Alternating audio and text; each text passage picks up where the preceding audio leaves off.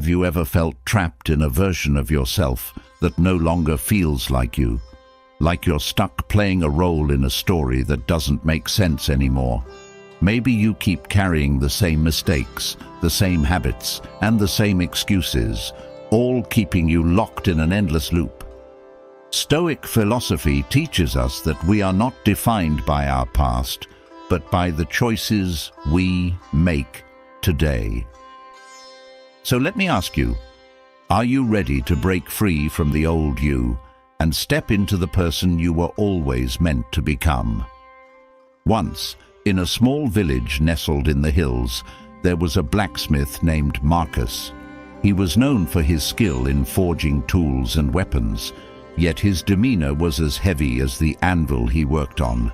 Every day, he followed the same routine: wake up, work the forge, and drink himself to sleep, repeating the cycle endlessly. One day, an old traveler passed through the village and stopped at Marcus's forge. Watching Marcus hammer away with a grim expression, the traveler asked, "Why do you look so burdened, even as you create tools of strength and resilience?" Marcus shrugged. "This is just how life is. I've made mistakes, lost opportunities, and now I'm stuck. I work because I have to, not because I want to." The traveler nodded knowingly and said, "Let me tell you a story. There was once a bird trapped in a cage. It believed the cage was unbreakable because it had been inside for so long. But one day, the bird dared to look closely and realized the lock was broken all along. It had the power to leave whenever it chose." Marcus frowned. "And what does that have to do with me?" The traveler smiled.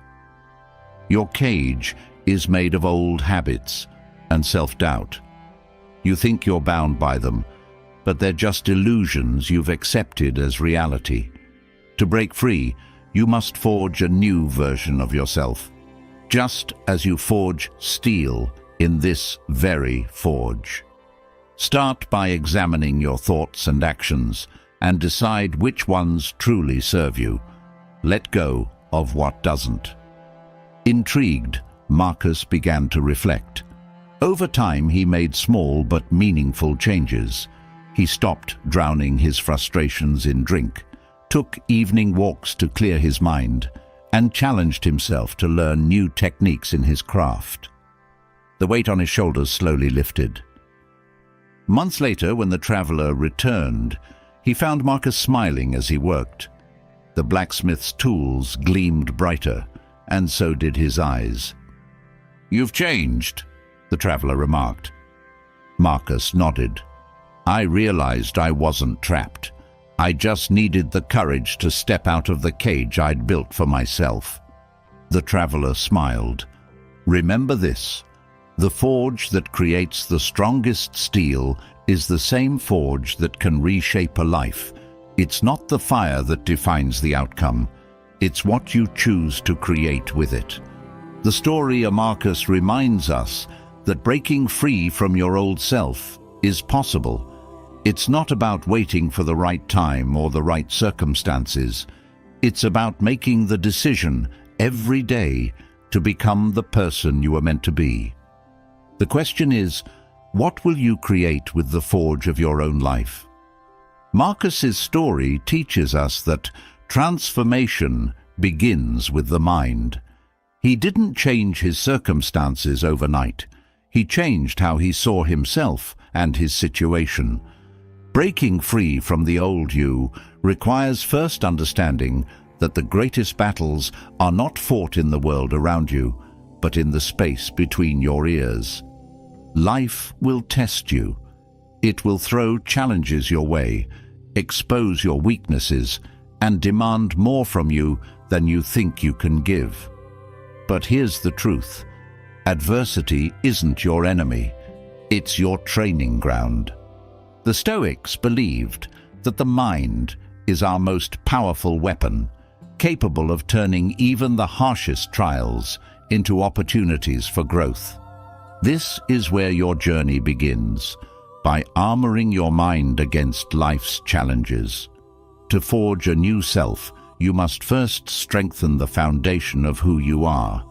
Let's explore how you can build resilience and belief in yourself to rise above the storms of life. Lesson 1 awaits. 1.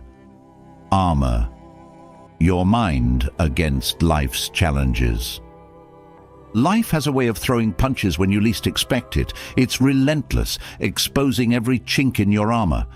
But let me ask you, what happens when you're caught off guard, unprepared to defend yourself? Most people crumble under pressure, retreating to their comfort zones. Yet the truth is, comfort zones are traps disguised as safe havens. If you want to break free from your old self, you must begin by fortifying your mind. Think of life as a battlefield. Each day, you face challenges that test your patience, your strength, and most importantly, your resolve. The Stoics understood this better than anyone. Marcus Aurelius, in the midst of war and political turmoil, didn't let the chaos around him dictate his state of mind. Instead, he cultivated resilience, a mental fortress that no enemy could penetrate. Resilience isn't about pretending that pain doesn't exist. It's about facing it head-on, understanding its purpose, and using it to grow stronger. Life's trials are not curses. They're opportunities to prove your mettle. When you feel like the weight of the world is pressing down on you, remember this: a diamond is just a lump of coal that withstood pressure. Building mental armor starts with self-awareness. Take a moment to reflect on how you react to adversity. Do you panic? Do you blame others? Or do you look within and ask yourself, what can I learn from this? Self-awareness is your shield. It protects you from being overwhelmed by external chaos. Next, focus on controlling what you can. Epictetus, another great Stoic, famously said, "It's not what happens to you, but how you react to it that matters." You can't control the storms of life, but you can choose how you weather them. Cultivate habits that strengthen your inner peace. Meditate. Practice gratitude. Spend time journaling your thoughts and fears. These practices don't just calm your mind, they prepare it for the battles ahead. Finally, surround yourself with the right people.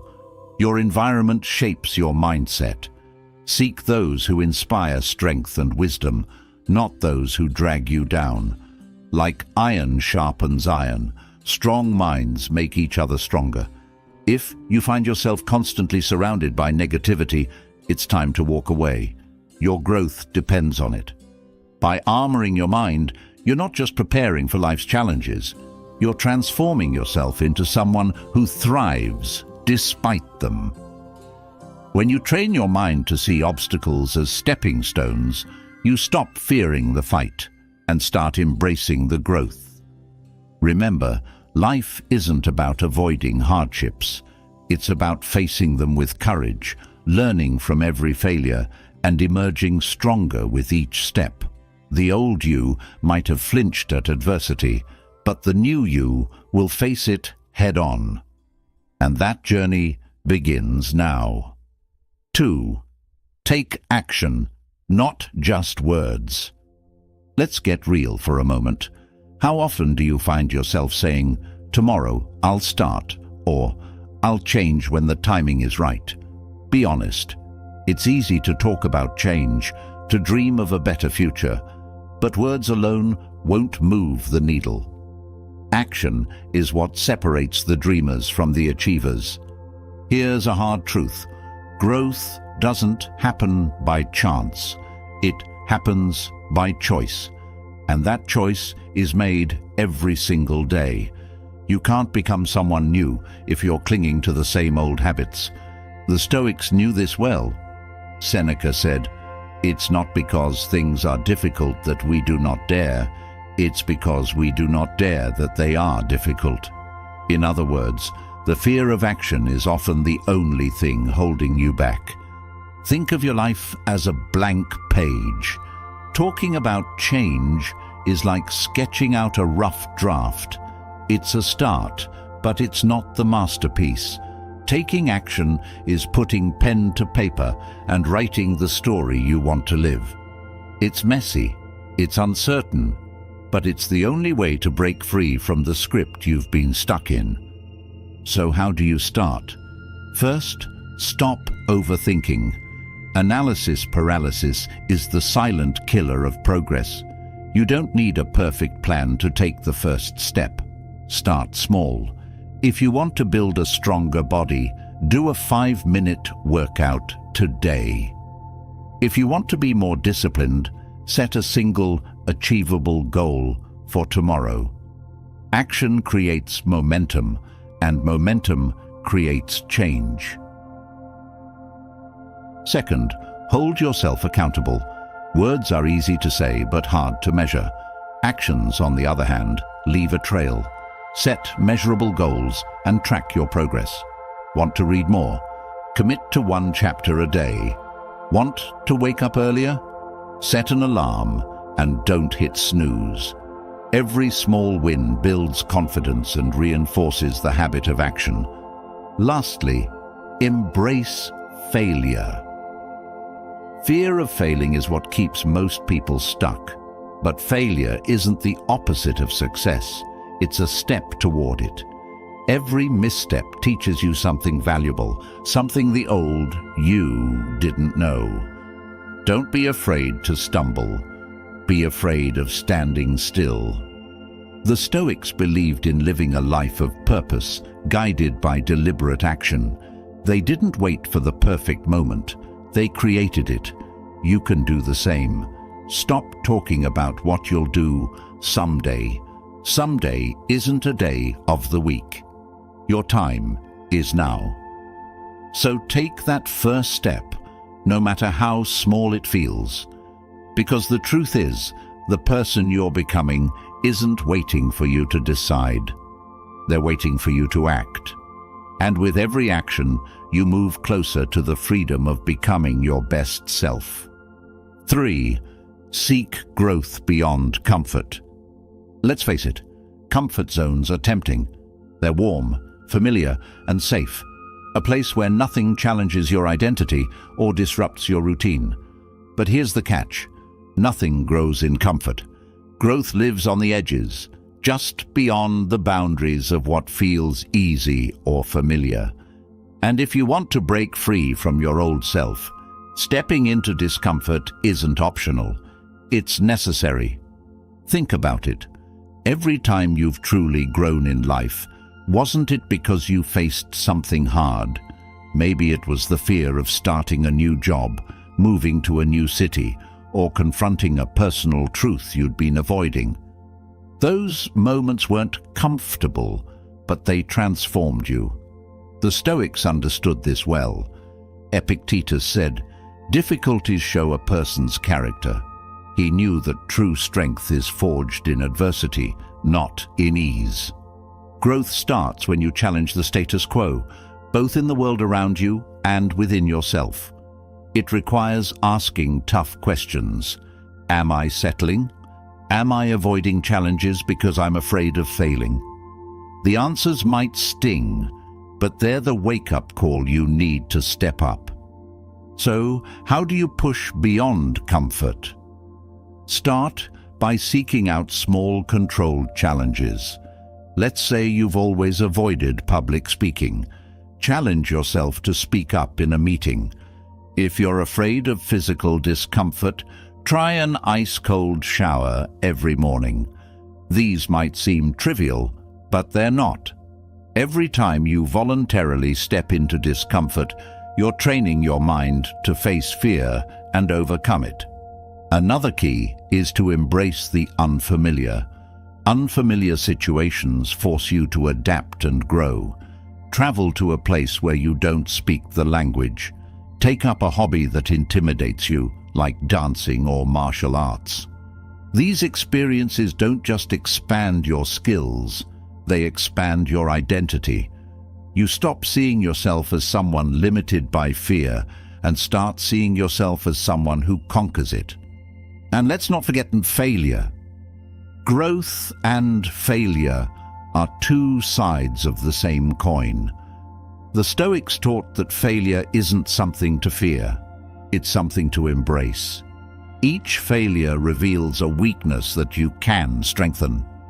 Each mistake is a teacher, pointing out what the old you lacked and what the new you can achieve.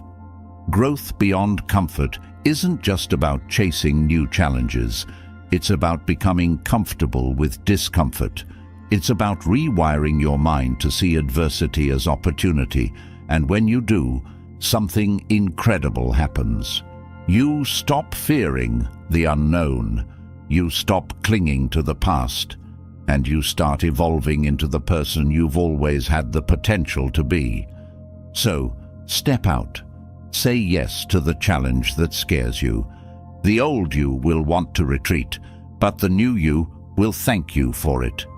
Growth isn't found in the safety of your comfort zone. It's found in the courage to leave it behind. 4. Cap success to stay hungry and humble. Success is a double-edged sword. On one hand, it's the result of hard work and perseverance, a reward for your efforts. On the other hand, it's a trap, a seductive lullaby that whispers, "You've made it. You can rest now." But here's the problem. Resting on your laurels leads to stagnation. If you let success define you, it will also confine you. The Stoics had a profound understanding of this. Marcus Aurelius, one of the most powerful men in history, reminded himself daily of his mortality and the fleeting nature of success. He knew that humility was the antidote to arrogance, and hunger for growth was the cure for complacency. Think about it. How often do we achieve something, a promotion, a milestone, a personal goal, and then stop pushing? It feels good to succeed, but that feeling can quickly turn into a trap. You start to believe you've reached your peak, that there's nothing more to strive for, and before you know it, you're stuck, clinging to past achievements instead of building new ones. To cap success means to see it not as a destination, but as a stepping stone. Celebrate your victories, yes, but don't let them define you. The question you should ask yourself isn't, "What have I achieved?" It's, "What's next?" Success isn't the end of the road, it's just the beginning. How do you stay hungry and humble? Start by setting new goals before you've even reached the old ones. If you've run a 5K, aim for a 10K. If you've built a successful business, explore new markets or industries. The idea is to keep evolving, to see every achievement as a platform for the next challenge. Next, practice gratitude. Gratitude keeps you grounded. It reminds you that success isn't just about you. It's about the people who supported you, the opportunities you were given, and the lessons you learned along the way. Gratitude humbles you, keeping your ego in check and your focus on what truly matters. Finally, adopt a beginner's mindset. No matter how much you achieve, there's always more to learn. Approach life with curiosity, as if you're just getting started. Read books outside your field. Seek mentors who challenge your thinking. Surround yourself with people who inspire you to aim higher. Success is fleeting, but the hunger to grow is eternal. Capping success doesn't mean you're ungrateful for what you've achieved. It means you recognize that the journey is far from over. It's a mindset that keeps you sharp, motivated, and ready for the next adventure. Remember, success is a milestone, not a monument. Keep striving. Keep evolving. The old you might be satisfied with the wins of yesterday, but the new you knows there's always more to achieve and more to become. 5. Build self-belief. through hard work. Confidence doesn't come from compliments, titles, or fleeting moments of praise.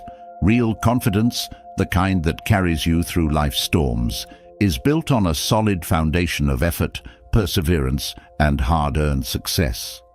It's not something you can fake or fast-track. You have to earn it, brick by brick, through the sweat of your labor. Self-belief grows every time you do something hard, something that stretches your limits and tests your endurance. Imagine the satisfaction of completing a task you once thought impossible. That moment isn't just about achieving a goal. It's about proving to yourself that you're capable of more than you imagined. Each challenge you conquer strengthens your belief in your ability to face the next one. Think about the ancient Stoics, who embraced challenges as opportunities to grow. Epictetus famously said, "Difficulties are things that show a person what they are." He understood that our true strength isn't revealed in comfort, but in adversity. Every time you overcome a setback, you're not just solving a problem, you're building a stronger, more resilient version of yourself. But let's be clear, self-belief isn't built in a day. It's a lifelong project. You can't expect to feel confident if you've been avoiding challenges or taking shortcuts. Confidence is like a muscle. It grows with use. The more you test yourself, the more you realize what you're capable of. And as that belief grows, it spills over into every area of your life. So how do you start building self-belief? Begin by setting realistic but challenging goals. It might be as simple as waking up earlier, committing to a fitness routine, or learning a new skill. What matters is consistency. Each small victory adds a brick to the foundation of your confidence. Next, embrace failure as part of the process. The road to success is never a straight line. Every failure is a lesson, a stepping stone toward the next achievement. The key is not to let failure define you, but to use it to refine your approach. Over time, you'll see that even your setbacks have strengthened your belief in your ability to bounce back.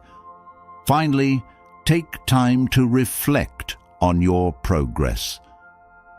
It's easy to get so caught up in striving for the next goal that you forget how far you've come. Keep a journal, document your wins, and celebrate your growth.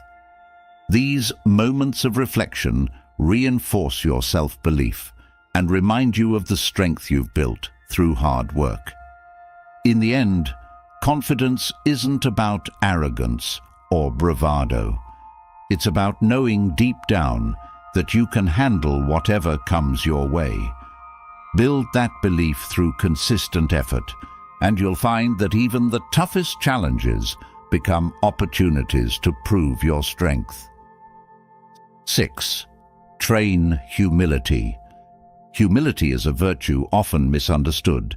Many think it means belittling yourself or downplaying your achievements, but that couldn't be further from the truth. True humility is about staying grounded, no matter how high you rise. It's about recognizing that success doesn't make you invincible and that there's always more to learn and achieve. The Stoics were masters of humility. Marcus Aurelius, arguably the most powerful man of his time, constantly reminded himself that he was mortal, just like everyone else. Despite his achievements, he understood that arrogance was a trap, a false sense of superiority that blinds you to your own flaws and limits growth. Humility doesn't just protect you from arrogance, it fuels your progress.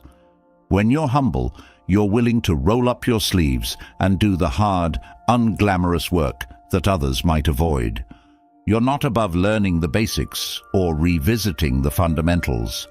This mindset keeps you sharp, disciplined, and always improving. But how do you train humility in a world that often celebrates ego and self-promotion? Start by being honest with yourself. Take a hard look at your strengths and weaknesses. What are you truly good at, and where do you need to grow? This self-awareness is the foundation of humility. Next, practice gratitude. Remind yourself that your achievements are rarely yours alone. Think of the people who've supported you, the opportunities you've been given, and the lessons you've learned from others. Gratitude shifts your focus from "look at what I've done" to "look at what I've been able to achieve with the help of others." Another key is to seek feedback and actually listen to it. It takes humility to admit that you don't have all the answers and that others might see things you've overlooked. Accepting constructive criticism isn't always easy, but it's one of the most powerful ways to grow. Finally, commit to doing essential but overlooked tasks. Whether it's cleaning up after a meeting, helping a colleague, or simply showing kindness to a stranger, these small acts of service keep you grounded. They remind you that no task is beneath you and that true strength lies in serving others without expecting recognition. Humility isn't about denying your worth or achievements. It's about staying rooted in reality, recognizing your potential, and understanding that there's always room to grow.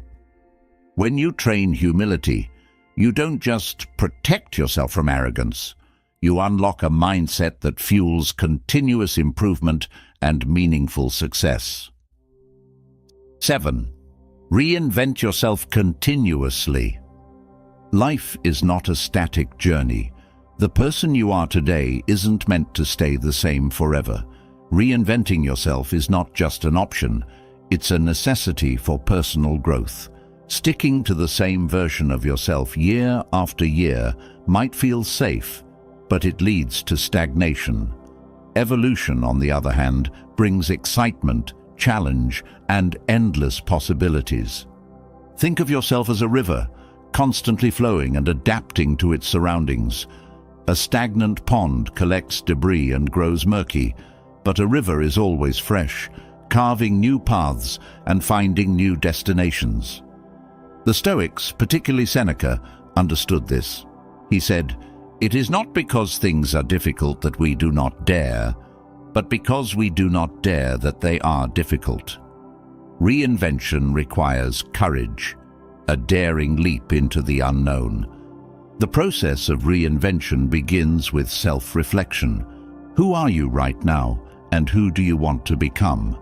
This isn't about chasing fleeting trends or superficial improvements. It's about rediscovering your core values, identifying what no longer serves you, and embracing a mindset of growth. Maybe it's shedding limiting beliefs, stepping into a new career, or learning a skill that once intimidated you. But reinvention isn't easy. It requires letting go of parts of yourself that may feel familiar, even comfortable. This can be painful. You might face doubt, fear, and even resistance from others who've grown accustomed to the old you. But remember, holding on to outdated versions of yourself only limits your potential. Start small. Reinvention doesn't mean you have to overhaul your entire life overnight. Focus on incremental changes. Take up a new hobby, read a book that challenges your perspective, or start journaling your aspirations. Each small step builds momentum, leading to more significant transformations. One crucial aspect of reinvention is embracing failure as part of the process. Every attempt to grow will come with setbacks, but these aren't signs to stop. They're opportunities to learn. Each failure teaches you something about your capabilities and resilience, making you stronger for the next chapter. Reinvention is also about rediscovery. As you grow, your passions and goals may shift. What once drove you might no longer spark joy. That's okay. Allow yourself the freedom to explore new directions. Life is a series of seasons. each with its own purpose and beauty. What matters is your willingness to adapt and grow. In the end, continuous reinvention keeps your life dynamic and meaningful. You become a mosaic of experiences, lessons, and growth, not confined by who you were yesterday. So dare to evolve. Break free from the constraints of familiarity and step boldly into the person you're meant to become. 8. Embrace hardships as opportunities. Hardships aren't just obstacles. They're invitations to grow. It's easy to view struggles as unfair burdens or curses, but what if you saw them as opportunities instead? The truth is, life's toughest moments often hold the most profound lessons. The Stoics embraced this mindset. Marcus Aurelius wrote, "The impediment to action advances action. What stands in the way becomes the way." To the Stoics, challenges weren't setbacks, they were paths forward. Every hardship was a chance to cultivate strength, resilience, and wisdom. Consider a tree growing on a rocky mountainside. Despite harsh winds and poor soil, it stands firm, its roots digging deeper for stability. Its struggle makes it stronger, more resilient. Your hardships are the rocky terrain that forces you to dig deep and discover the strength within you. When life gets difficult, your first instinct might be to avoid the pain or search for an easy way out. But growth doesn't happen in comfort zones. It happens when you face discomfort head-on, when you push through the storm instead of waiting for it to pass. To embrace hardships as opportunities, shift your perspective. Instead of asking, "Why is this happening to me?" ask, "What can I learn from this?" Each challenge carries a lesson about your character, your limits, or your capacity to overcome.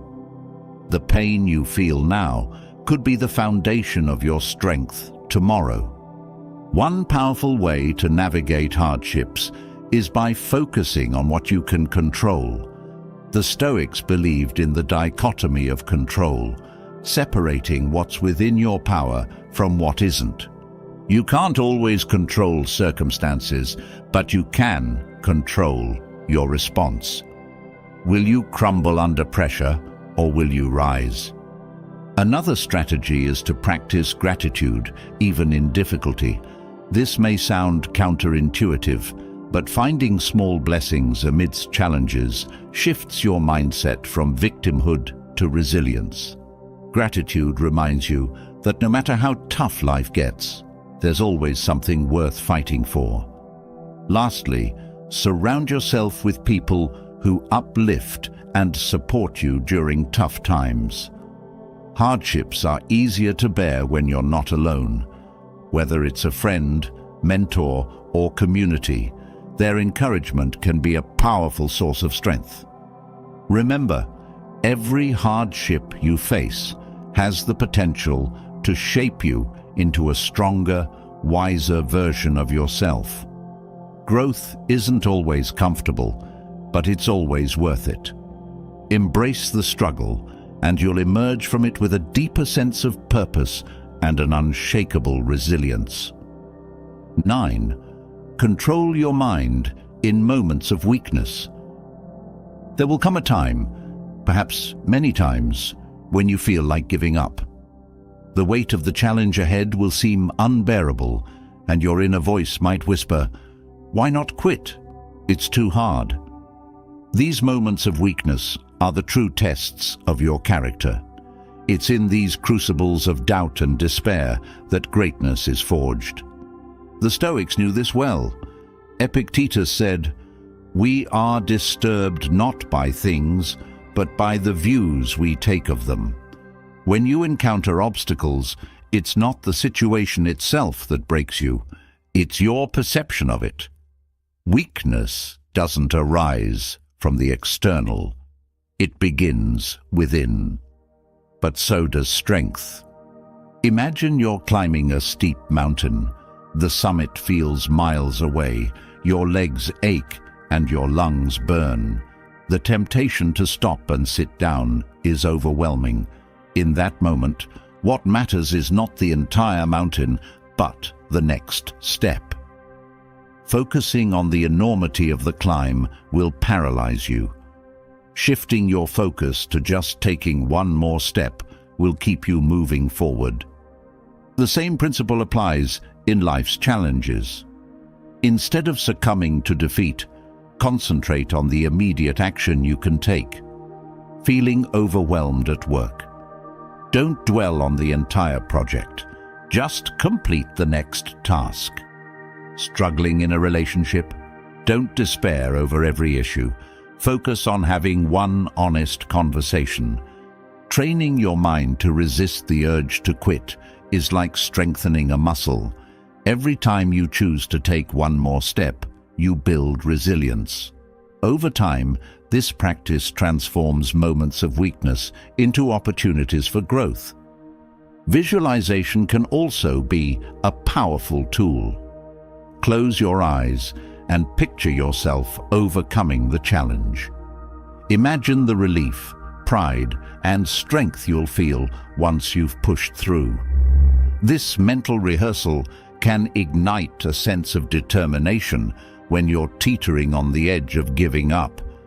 Finally, remember that weakness is temporary, but regret lasts far longer. The momentary discomfort you feel now will pass, but the satisfaction of persevering will stay with you. By controlling your mind in moments of weakness, you prove to yourself that you're stronger than your doubts, fears, or fatigue. The next time you face a seemingly insurmountable challenge, take a deep breath and tell yourself, just one more step. You'll be amazed at how far you can go. 10. Understand that motivation is fleeting.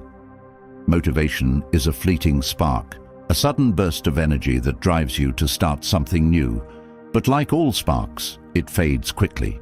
If you rely solely on motivation to achieve your goals, you'll find yourself trapped in a cycle of starting and stopping, always searching for that next jolt of inspiration.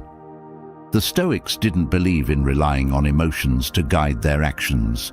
Marcus Aurelius wrote, "At dawn, when you have trouble getting out of bed, tell yourself, I have work to do as a human being." He didn't speak of waiting for motivation. He spoke of discipline, duty, and clarity of purpose. The problem with motivation is that it's unreliable. Some days you wake up ready to conquer the world. Other days you feel like pulling the covers over your head. But success doesn't wait for your mood to align with your goals. Success is built on consistency, not enthusiasm. Discipline, unlike motivation, is dependable. It's the foundation upon which lasting progress is built. Discipline is what gets you out of bed when you'd rather sleep in. It's what drives you to work on your goals, even when you don't feel like it. Discipline is the quiet, steady force that keeps you moving forward, long after motivation has faded. One way to cultivate discipline is by creating routines. When you have a clear structure to your day, you eliminate the need to constantly make decisions about what to do next. This reduces mental fatigue and makes it easier to stick to your commitments. For example, if your goal is to exercise, schedule your workouts at the same time every day. Over time, it becomes a habit, a part of who you are, not just something you do. Another strategy is to focus on your why. Why do you want to achieve this goal? What's at stake if you don't? When motivation wanes, reconnecting with your deeper purpose can reignite your drive. Write down your reasons and keep them somewhere visible. On tough days, let them remind you of why you started. Finally, embrace the fact that you won't always feel like it. That's okay. The most successful people in any field don't wait for motivation. They act regardless of how they feel. They know that progress is built on showing up day after day, even when it's hard. Motivation may light the fire, but discipline keeps it burning. Don't rely on the fleeting high of inspiration. Instead, anchor yourself in discipline and clarity of purpose. With these tools, you can achieve more than you ever thought possible. 11. Organize your mental space. Have you ever felt like your mind was running in every direction at once, like a room filled with clutter where you can't find what you need? That's the mental equivalent of a messy desk. It hinders productivity, focus, and, ultimately, your discipline.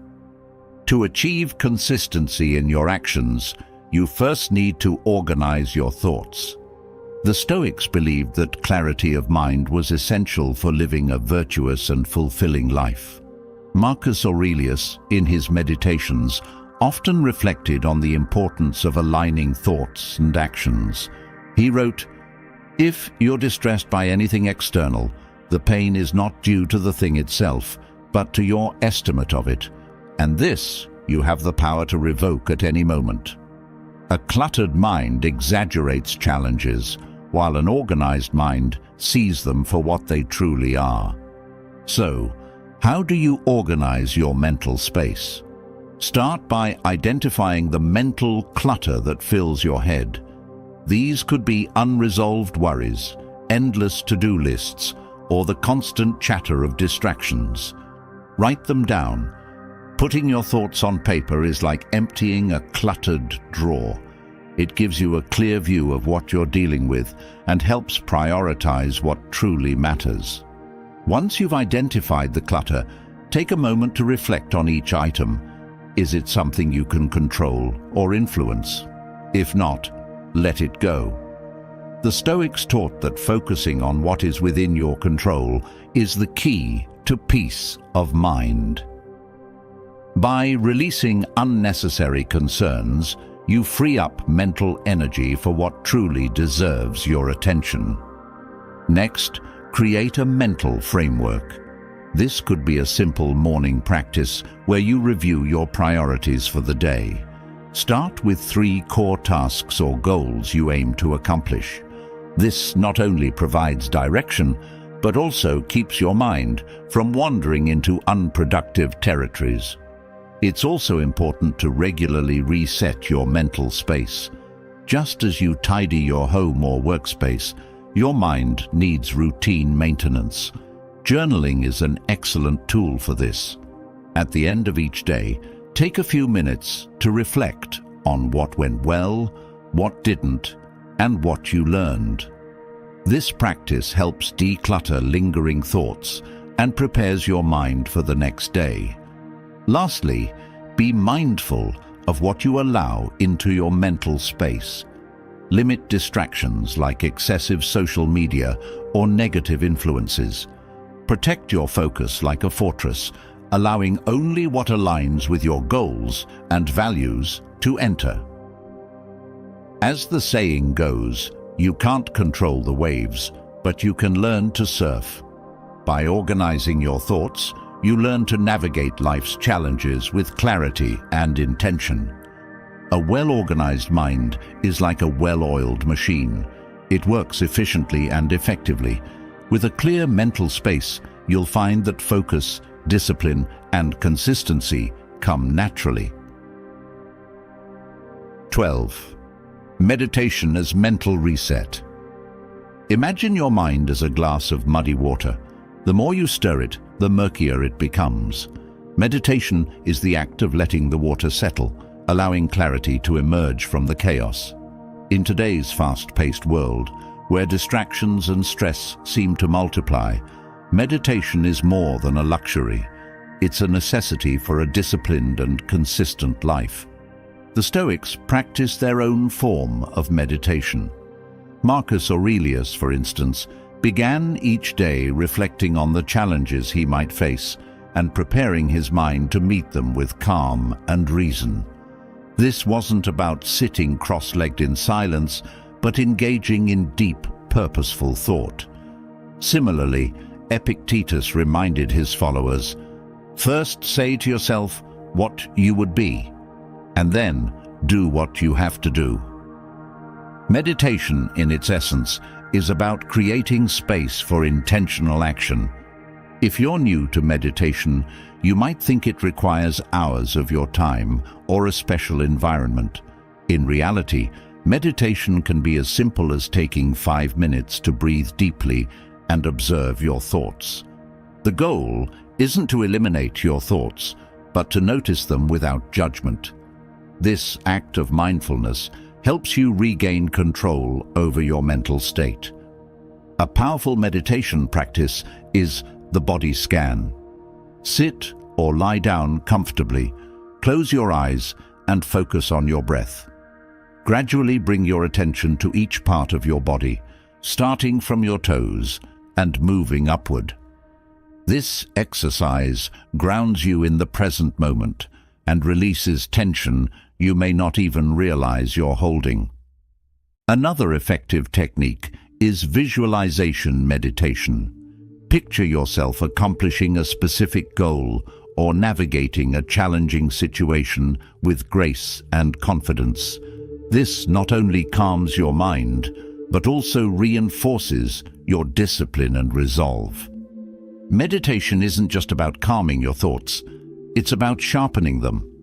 Regular meditation improves focus, reduces stress, and enhances your ability to stay consistent in your actions. It's like hitting the reset button on your mind, clearing away distractions, and creating room for clarity and purpose. To make meditation a habit, start small.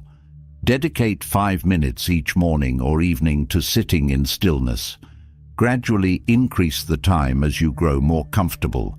Over time, you'll notice a profound shift in how you approach your day.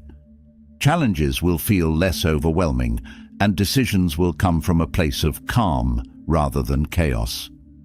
In the grand scheme of life, meditation is a small investment with enormous returns. It's not about escaping reality, but equipping yourself to face it with strength and wisdom. As you integrate this practice into your routine, you'll find that your mind becomes your greatest ally, capable of navigating even the stormiest seas with clarity and discipline. 13. Face your pain and trauma directly. Pain and trauma are like shadows that follow us, no matter how fast we try to run. Ignoring them doesn't make them disappear. Instead, it allows them to grow in power, quietly dictating our decisions, emotions, and reactions. To break free and reclaim your life, you must turn around, face those shadows, and confront the pain directly. The Stoics understood this intimately. Marcus Aurelius wrote, "You have power over your mind, not outside events. Realize this, and you will find strength." The events of the past cannot be undone, but their grip on your mind can be loosened by facing them head-on. By acknowledging pain, you strip it of its ability to control you.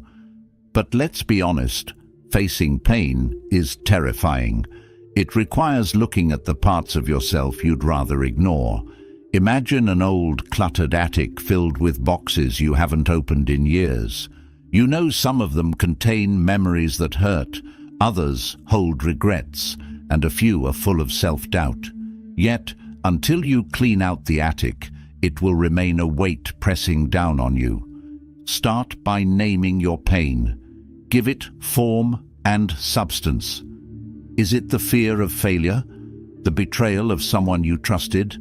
The regret of a decision you can't undo? Write it down. Speak it out loud. By identifying your pain, you bring it from the shadows into the light where it can no longer hide. Once identified, take small steps to unpack it. This might mean journaling about your feelings, seeking guidance from a trusted mentor or therapist, or simply allowing yourself to feel the emotions you've buried for so long. Remember, feeling isn't weakness. It's the beginning of healing. Facing pain also requires forgiveness, not just of others, but of yourself. The Stoics believed that clinging to anger or regret only prolongs suffering. By forgiving, you free yourself from the chains of the past. Forgiveness doesn't mean condoning what happened. It means choosing not to let it define you.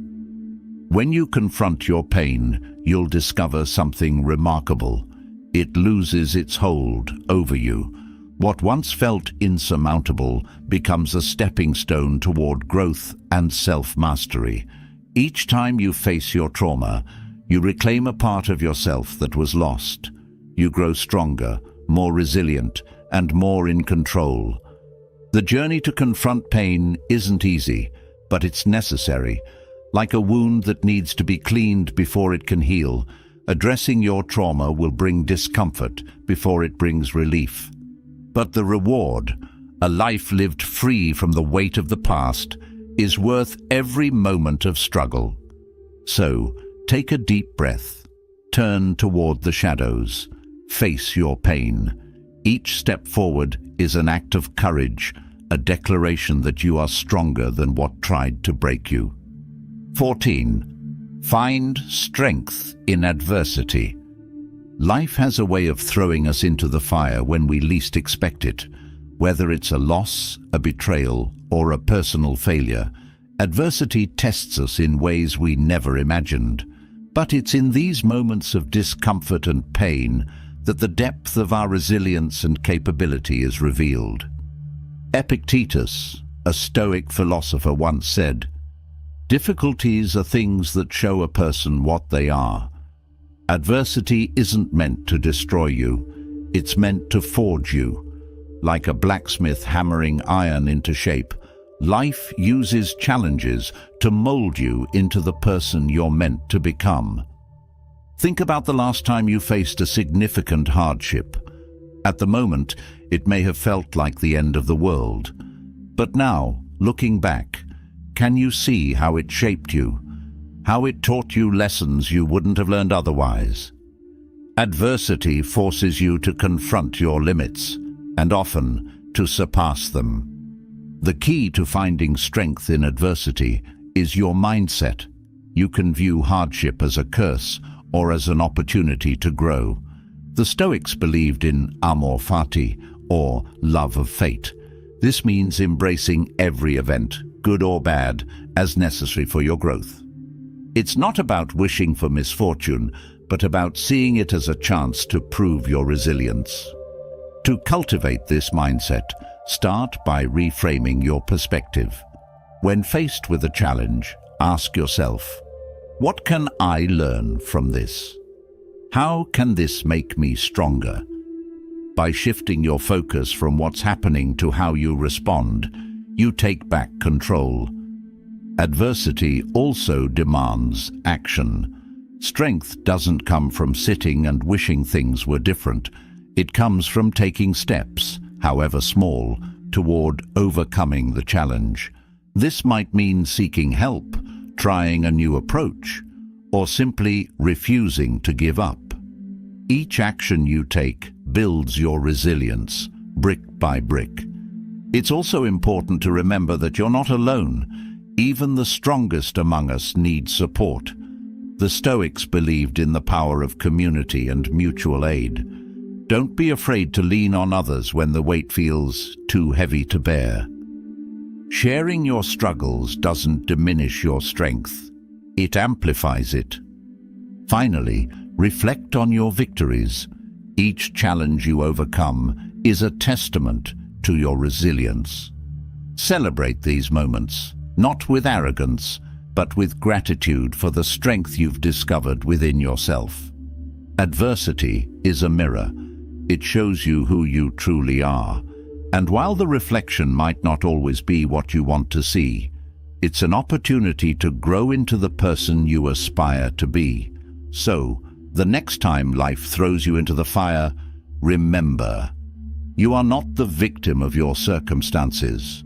You are the hero of your story, forged and strengthened by every challenge you face. 15. Avoid letting dreams become masters.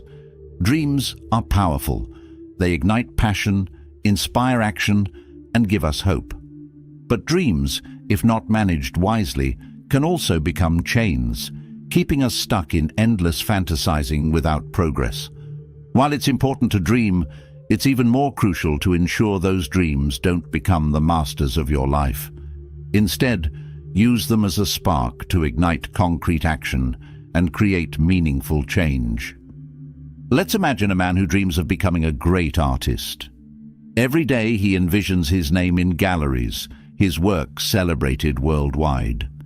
Yet, instead of picking up a brush and practicing, he spends his days lost in the vision of success. His dream, once a source of inspiration, now paralyzes him. He waits for the perfect moment, the ideal circumstances, but they never come. Dreams without action are like seeds left unplanted. They hold potential, but never bloom. The Stoics would remind us that dreaming alone is insufficient. As Marcus Aurelius wrote, "Waste no more time arguing about what a good man should be. Be one." Translate this to your goals. Waste no more time dreaming of success. Take the steps to achieve it. To prevent your dreams from becoming masters, you must ground them in reality. Start by breaking them into actionable steps. If you dream of starting a business, begin with research. Outline your goals, identify resources, and create a timeline. Dreams without a plan are merely wishes. Moreover, resist the allure of perfection. Waiting for the perfect moment often means waiting forever. The Stoics believed in the power of the present moment. Epictetus taught, "How long are you going to wait before you demand the best for yourself?" Your dream doesn't require ideal conditions. It requires you to start, however imperfectly. It's also essential to remember that dreams should serve as a guide, not a destination. Success isn't a finish line, it's a process. When you achieve one goal, set your sights on the next. This keeps you motivated and ensures you never become complacent. Lastly, don't let dreams become excuses. Some people hide behind their aspirations, saying, "One day I'll," as a way to avoid confronting their fears or taking responsibility. Dreams should empower you, not provide a shield against action. So, let your dreams inspire you, but don't let them control you. Harness their power, turn them into actionable goals, and embrace the process. Dreams are the beginning, not the end. Remember, the true fulfillment lies not in achieving the dream, but in the journey of becoming the person who can achieve it. 16. Leverage criticism for growth. Criticism can sting. It has a way of hitting where we feel most vulnerable, making us question our abilities, decisions, or even our worth. But what if criticism, instead of being a source of pain, could become a tool for growth? The truth is, how you handle criticism reveals your strength and resilience. Used correctly, it can fuel your journey towards self-improvement. Imagine a blacksmith forging a sword. The hammer strikes shape the blade, not destroy it. Similarly, criticism can shape you if you let it. The Stoics embraced this idea. Marcus Aurelius wrote, "If anyone can refute me and prove I am making a mistake, I will gladly change. It is the truth I seek." Criticism, when valid, is an opportunity to uncover blind spots and refine your character. However, not all criticism is created equal. Some comes from a place of darkness, envy, insecurity, or malice. When someone tries to bring you down, remember, their words often say more about them than they do about you. Seneca wisely observed, "It is not what happens to you, but how you react to it that matters." The choice to let criticism build or break you lies with you. Start by separating constructive criticism from destructive noise. Constructive feedback, even if hard to hear, provides insight into areas for growth. Destructive criticism, on the other hand, is often an attempt to project the critic's own insecurities onto you. Learn to discern the difference. When faced with valid criticism, adopt a posture of humility and curiosity. Instead of reacting defensively, ask yourself, what can I learn from this? Reflect on the feedback, implement changes where necessary, and move forward with greater wisdom. Remember, growth often comes from discomfort, and criticism can be a catalyst for that growth. For the baseless or malicious criticism, practice the art of detachment.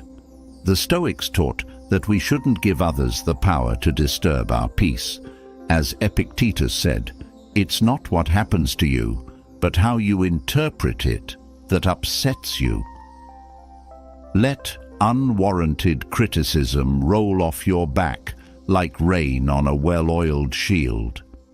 Use criticism as fuel to prove doubters wrong, not out of spite, but as a way to push yourself to new heights.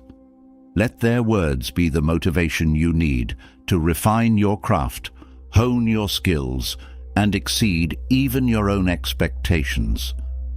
Lastly, surround yourself with those who offer constructive feedback. True friends and mentors will challenge you to be better, not tear you down. Their criticism, though sometimes tough, comes from a place of care and a desire to see you grow. Criticism, when viewed through the right lens, is a gift. It's a mirror reflecting areas where you can improve and a fire that can drive you to greatness. Embrace it, learn from it, and let it propel you forward. After all, it's not the critic who defines you, it's how you respond that truly matters. 17. Don't let fear define your choices.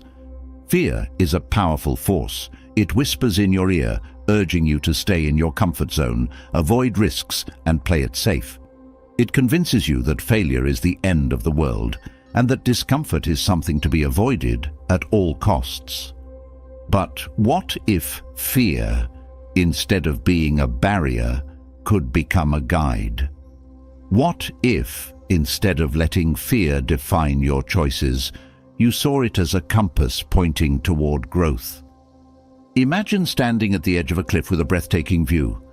The only way to experience the beauty fully is to take a step forward, to confront the fear of falling. Life's most rewarding experiences often lie on the other side of fear, yet so many allow it to hold them back, paralyzed by the what-ifs of failure or rejection. The Stoics viewed fear not as an enemy, but as a teacher. Seneca famously said, "We suffer more often in imagination than in reality." Fear thrives on imagined scenarios, amplifying the worst-case outcomes until they seem insurmountable. Yet, when we confront what we fear, we often find that reality is far less terrifying than the stories we tell ourselves. To overcome fear, start by acknowledging it. Pretending it doesn't exist only gives it more power. Name your fear, understand its roots, and ask yourself, what's the worst that can happen? Often you'll realize that the worst-case scenario isn't as catastrophic as you imagined. Next, focus on the long-term benefits of perseverance rather than the short-term discomfort of facing fear. Think of fear as a wall. You can either let it block your path or find a way over, around, or through it. Each time you confront fear, you weaken its hold on you and you build resilience. With every step forward, you prove to yourself that fear doesn't control you. Action is the antidote to fear. Fear often dissipates the moment you take the first step. Consider someone terrified of public speaking. The fear builds as they imagine forgetting their words or being judged. But as soon as they begin to speak, the fear fades, replaced by focus and confidence. Moreover, shift your perspective on failure. The Stoics believed failure was not a reflection of your worth, but a necessary part of growth. Marcus Aurelius wrote, "The impediment to action advances action. What stands in the way becomes the way." Use failure as a stepping stone, not a stumbling block. Finally, surround yourself with people who encourage you to face your fears. Their support can be the push you need when you're hesitant to act. And when you do succeed, even in small ways, celebrate those victories. They remind you of your ability to overcome challenges. Fear will always be a part of life, but it doesn't have to define your choices. By confronting it, learning from it, and persevering despite it, you turn fear into a tool for growth rather than a chain holding you back. Remember, courage isn't the absence of fear, it's acting in spite of it. 18. Build a relationship. Between confidence and competence. Confidence is often misunderstood. Too many believe it's about projecting an image of self-assurance, regardless of one's actual abilities. But true confidence isn't built on illusions or affirmations alone. It's rooted in competence, your ability to deliver results based on hard work, experience, and mastery. Imagine someone boasting about their swimming skills, but has never been in water. The moment they're tested, their lack of competence reveals the fragility of their confidence. Now contrast that with someone who has trained rigorously, faced challenges, and earned their skills. Their confidence isn't bravado, it's the calm assurance that they can handle whatever comes their way. The Stoics emphasized action over words, competence over pretense. Epictetus said, "Don't explain your philosophy, embody it." Confidence should arise naturally from what you've achieved and what you're capable of, not from what you merely claim to be. To build genuine confidence, start by focusing on competence. This requires hard work, discipline, and a commitment to improvement. Whatever your field or goal, strive to master it. Break your ambitions into small, achievable tasks, and consistently put in the effort to improve. Each small win adds a brick to the foundation of your confidence. It's also crucial to embrace the discomfort of learning.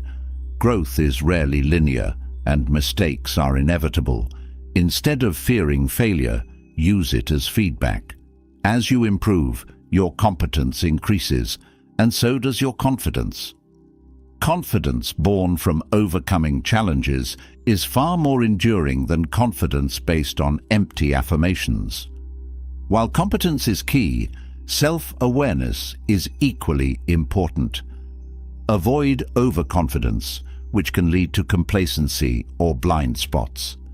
Confidence isn't about knowing everything. It's about trusting your ability to learn and adapt. The Stoics practiced humility, recognizing their limitations while striving to improve. As Marcus Aurelius wrote, "You have power over your mind, not outside events. Realize this, and you will find strength." Confidence grounded in this understanding is unshakable. Another essential aspect is consistency. Confidence doesn't come from sporadic bursts of effort. It's built through daily discipline and repetition. Whether it's practicing a skill, preparing for a presentation, or working on personal development, consistent effort transforms potential into ability. Finally, surround yourself with constructive feedback. Seek mentors or peers who challenge you to improve, while encouraging your growth. Their insights can help you identify areas to refine and build on your strengths. And when criticism comes, as it inevitably will, use it to enhance your competence, not to question your worth. Confidence and competence are two sides of the same coin. One cannot exist sustainably without the other. Build your confidence on the solid foundation of competence, and you'll find it unshaken by external circumstances. Remember, true confidence isn't about pretending to have the answers. It's about trusting your ability to find them. 19. Own your story. We all have a story, a collection of struggles, triumphs, mistakes, and moments of clarity that have shaped who we are. Yet many of us carry pieces of our past, like heavy baggage, hiding them away out of fear or shame. But what if owning your story could set you free? What if embracing your past, the good and the bad, could make you more authentic and unburdened? Owning your story doesn't mean shouting your deepest secrets from the rooftops. It means being honest with yourself about where you've been and how those experiences have shaped you. The Stoics believed in accepting reality as it is, not as we wish it to be. Marcus Aurelius wrote, "Reject your sense of injury, and the injury itself disappears. By facing your story head-on, you strip it of its power to hurt you. Consider someone who's made a significant mistake, one that fills them with regret. Instead of confronting it, they bury it deep, avoiding any reminder of their misstep. This secrecy becomes a burden, growing heavier with time. But the moment they acknowledge it, they reclaim their power. The mistake no longer defines them. Their courage to face it does. When you own your story, you stop seeking validation from others.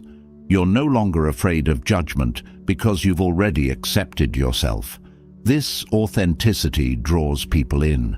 It's why we admire those who speak openly about their challenges. It's a reminder that imperfection is part of being human. To begin owning your story, start with self-reflection. Write down the experiences that have shaped you, both the victories and the failures. Reflect on what you've learned from them and how they've contributed to your growth.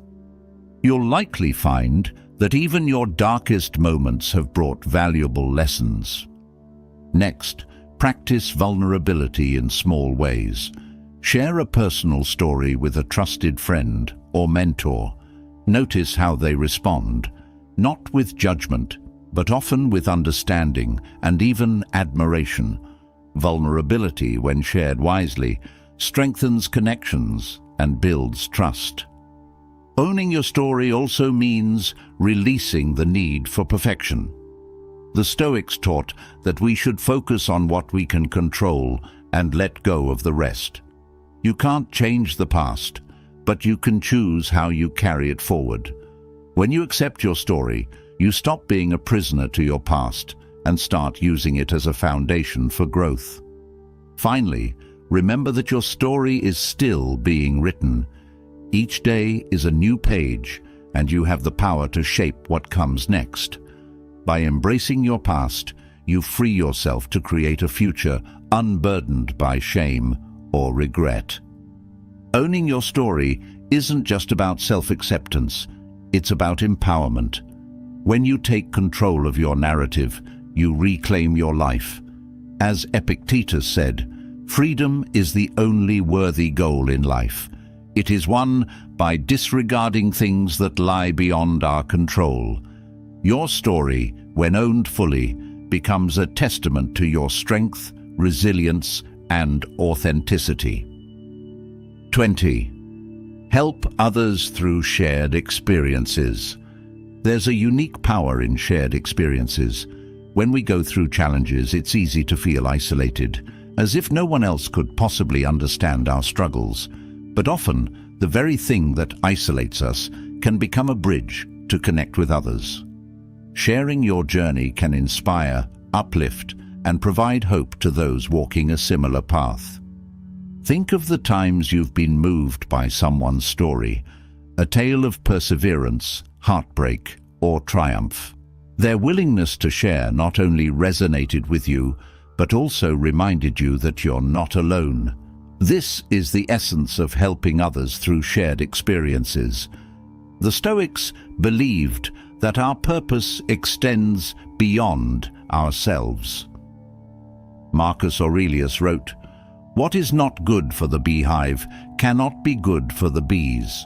In other words, our personal growth and struggles should ultimately benefit the greater good. By sharing your journey, you turn your challenges into a source of strength for others. When you share your story, you offer a roadmap for those who might be lost. Imagine someone struggling with self-doubt. Hearing how you overcame similar feelings could be the spark they need to believe in themselves. Your vulnerability becomes their inspiration. To start helping others, think about the lessons you've learned from your own journey. What challenges have you faced? How did you overcome them? These experiences, when shared, can serve as guideposts for others. Whether it's through conversations, writing, or even mentoring, your insights can make a profound impact. It's important to approach this with humility. You're not sharing to boast or seek recognition, but to genuinely help. The Stoics emphasized the importance of humility in service. Epictetus said, "Don't just say you've read books. Show that through them you've learned to think better, to be more discriminating and reflective." Your story should be a tool for connection, not a pedestal for ego. Helping others doesn't always mean grand gestures.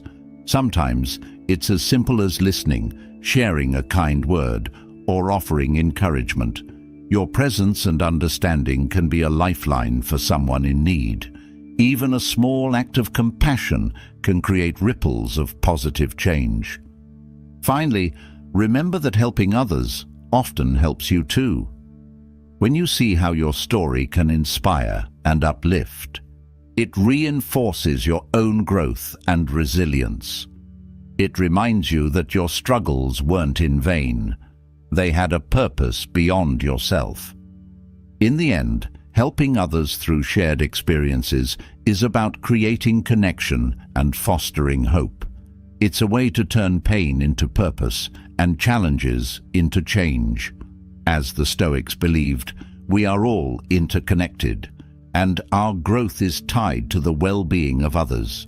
By sharing your journey, you become a source of light in someone else's darkness, a reminder that no struggle is insurmountable and no one is truly alone.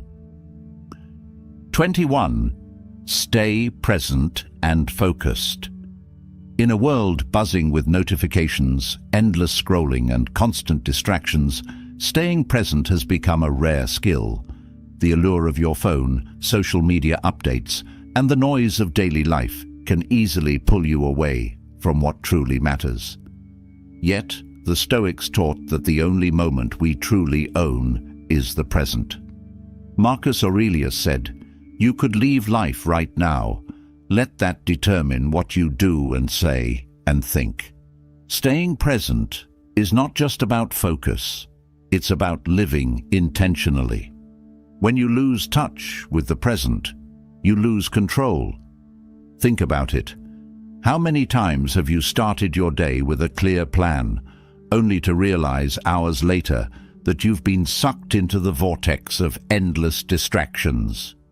You tell yourself it's just a quick check of emails or a glance at social media, but soon you're adrift, your goals left untouched.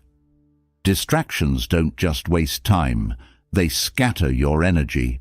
Imagine trying to read a book while someone keeps turning the page mid-sentence. That's what distractions do to your mind. They disrupt your flow, making it harder to focus and accomplish meaningful work. Over time, this scattered attention leads to frustration, dissatisfaction, and a feeling that you're not living up to your potential. The first step to staying present is recognizing what's pulling you away. Excessive phone use is one of the biggest culprits. How often do you check your phone not out of necessity, but out of habit? It's time to reclaim your attention. Start by setting boundaries. Turn off non-essential notifications, designate phone-free times, and challenge yourself to be fully engaged in conversations and tasks. Another key is practicing mindfulness. Mindfulness isn't just a trendy buzzword. It's a practice of anchoring yourself to the present moment. Whether it's through meditation, focused breathing, or simply observing your surroundings, mindfulness helps you resist the pull of distractions. When your mind starts to wander, gently guide it back. The more you practice, the stronger your focus becomes. Staying present also means aligning your actions with your goals. When you're focused on what truly matters, distractions lose their appeal. Take time to clarify your priorities and review them regularly. Use tools like to-do lists or planners to keep yourself on track. Every decision you make should bring you closer to your goals, not farther away.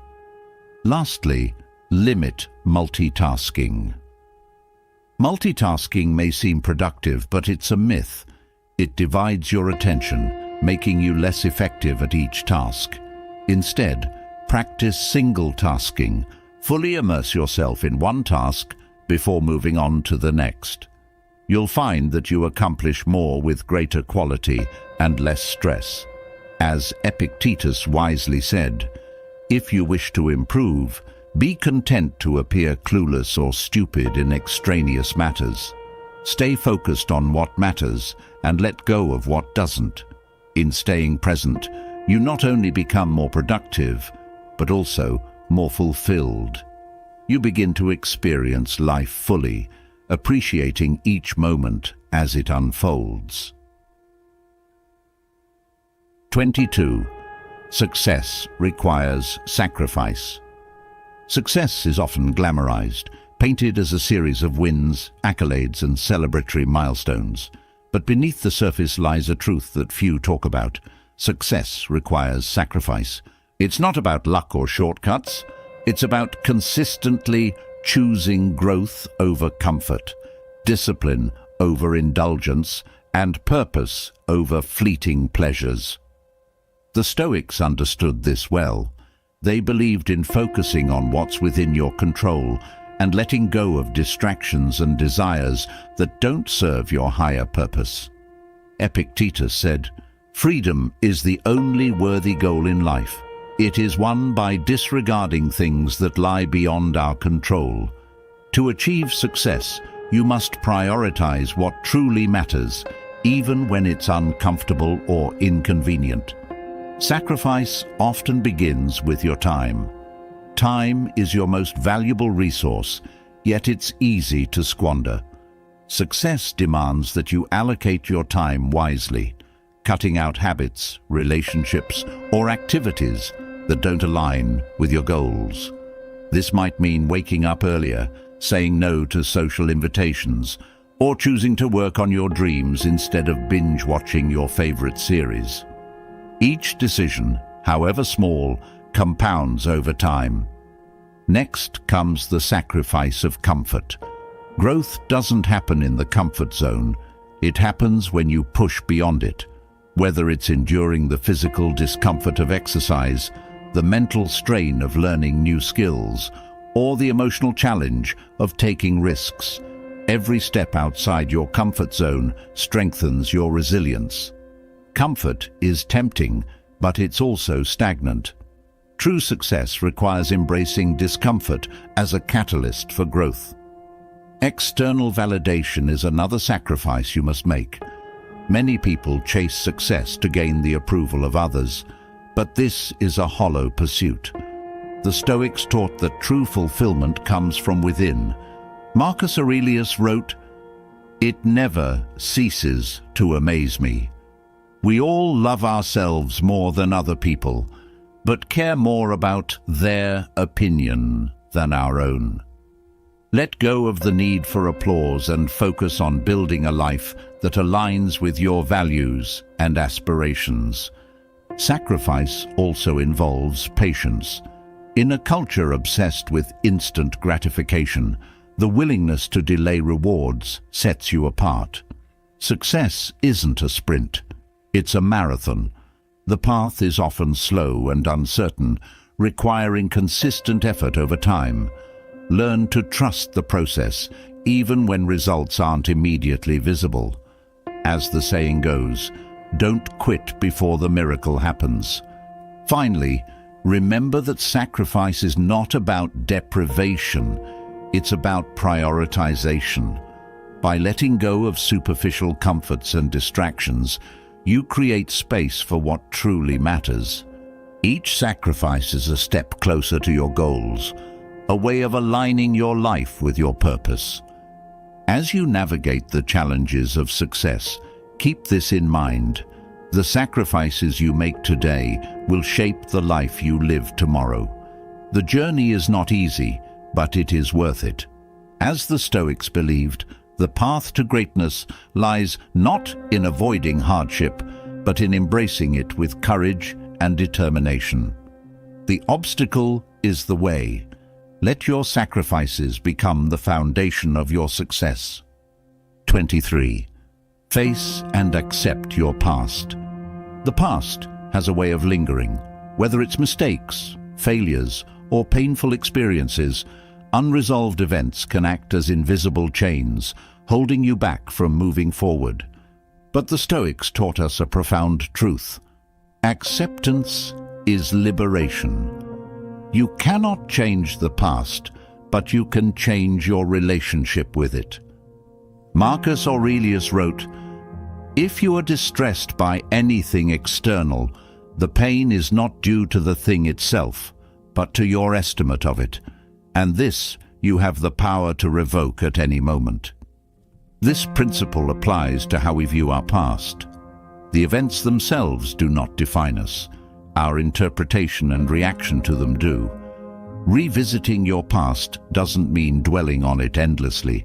It means taking a hard look at the experiences that shaped you, both good and bad, and finding the lessons hidden within. Maybe it was a failed relationship, a missed opportunity, or a poor decision. These moments, while painful, are also your greatest teachers. By confronting them head-on, you strip them of their power to haunt you. Start by acknowledging your past without judgment. The mistakes you made don't mean you're a failure, they mean you're human. The pain you endured doesn't mean you're broken, it means you're resilient. Write down these events, if it helps, and identify what they taught you. Were they lessons in humility, strength, or patience? Each scar tells a story of growth. The next step is forgiveness, of others and of yourself. Holding on to resentment or guilt is like drinking poison and expecting someone else to suffer. The Stoics emphasize the importance of focusing on what's within your control. You cannot rewrite the past, but you can choose to forgive, let go, and move forward. Facing your past also means accepting responsibility. It's easy to blame circumstances or others for your situation, but true growth comes from owning your role. This is not about self-punishment, it's about empowerment.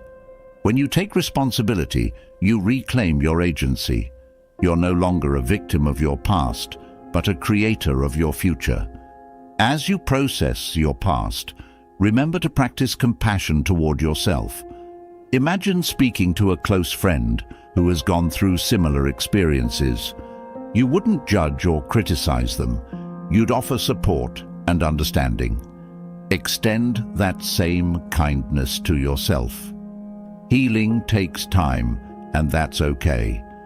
Finally, understand that your past is not your identity. You are not defined by your failures or pain, but by how you rise from them. As Seneca said, every new beginning comes from some other beginning's end. By facing and accepting your past, you create the space for a brighter future. 24. Learn from reverse.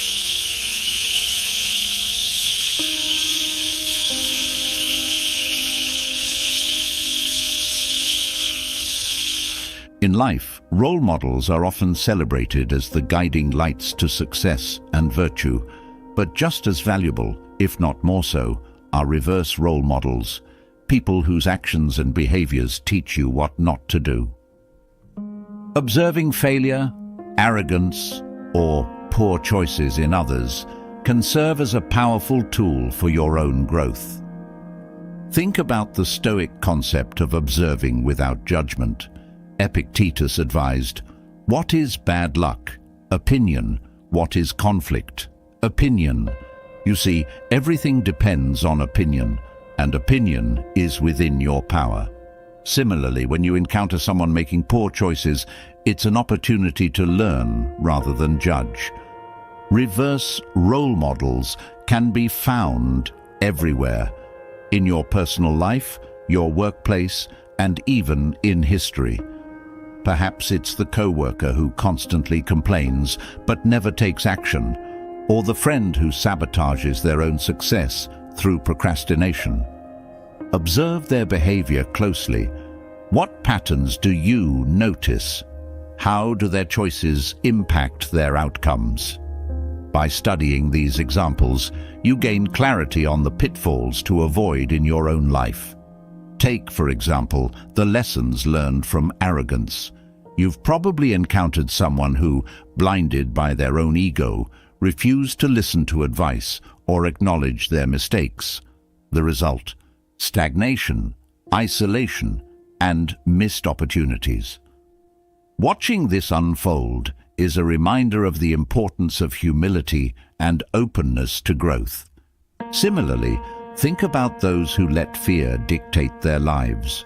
People who never take risks, never step out of their comfort zones, and never chase their dreams.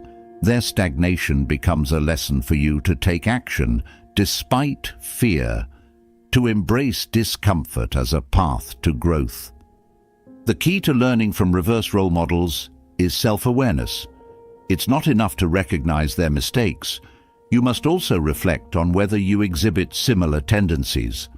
Are you avoiding risks? Are you letting your ego get in the way? Use their behavior as a mirror to examine your own. Another powerful lesson from reverse role models is understanding the consequences of poor habits. Perhaps you've seen someone neglect their health, relationships, or goals, only to face regret later. Their experiences highlight the importance of consistency, discipline, and self-care. These observations become guideposts, steering you away from similar pitfalls. But remember, learning from reverse role models doesn't mean judging or resenting them. Everyone is on their own journey, and their struggles are often the result of pain or fear. Approach these individuals with compassion, even as you use their experiences to shape your own path. In the words of Marcus Aurelius, "When you arise in the morning, think of what a privilege it is to be alive, to think, to enjoy, to love." Reverse role models remind us of the consequences of squandering that privilege. By avoiding their mistakes and taking intentional action, you create a life of purpose and fulfillment. Ultimately, reverse role models teach us that failure, whether ours or others, is a powerful teacher. Use their experiences not to criticize, but to grow. Let their missteps illuminate the path to your own success. 25. Resilience is built through repeated challenges. Resilience isn't something you're born with. It's forged through repeated trials and discomfort. It's like building a muscle. Without resistance, there's no growth. Mental toughness, much like physical strength, is perishable. If you don't challenge it regularly, it weakens. The Stoics understood this deeply, and their philosophy emphasizes the importance of embracing adversity as a means to cultivate inner strength. Marcus Aurelius once wrote, The impediment to action advances action. What stands in the way becomes the way. This powerful principle reminds us that challenges aren't obstacles, they're opportunities. Each difficulty you face is a chance to strengthen your resolve and sharpen your mind. Think of resilience like a suit of armor. Every challenge you endure adds another layer of protection, but that armor doesn't come pre-assembled. It's built piece by piece, forged in the fires of failure, rejection and discomfort. Facing these moments head-on, rather than avoiding them, is how you grow stronger. Consider this. What was the last truly challenging experience you faced? Did it feel like the end of the world at the time? And yet, here you are, having survived it.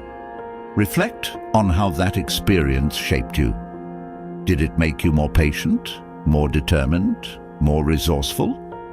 Often we emerge from adversity with a new level of clarity and strength, even if we don't realize it at first. However, resilience isn't a one-time achievement. It's a continuous process. If you let your guard down or avoid challenges for too long, your mental toughness will atrophy. This is why seeking discomfort is essential. It doesn't mean recklessly chasing hardship, but intentionally placing yourself in situations that push your limits, whether it's starting a new project, confronting a fear, or tackling a personal weakness. The Stoics practiced voluntary discomfort to prepare for life's inevitable hardships. They would fast, endure the cold, or wear simple clothing to remind themselves that they could thrive without luxury. This wasn't masochism, it was preparation. By experiencing controlled discomfort, they trained their minds to remain calm and focused in any situation. In today's world, building resilience might look like taking on a project you're not sure you can complete, having a difficult conversation you've been avoiding, or pursuing a fitness goal that seems out of reach. These actions not only stretch your capabilities, but also teach you to trust yourself. Confidence grows when you prove to yourself time and again that you can endure and overcome. To maintain resilience, reflection is key. After facing a challenge, take the time to analyze what you learned and how you've grown. Celebrate your progress, no matter how small, and use it as fuel for the next hurdle.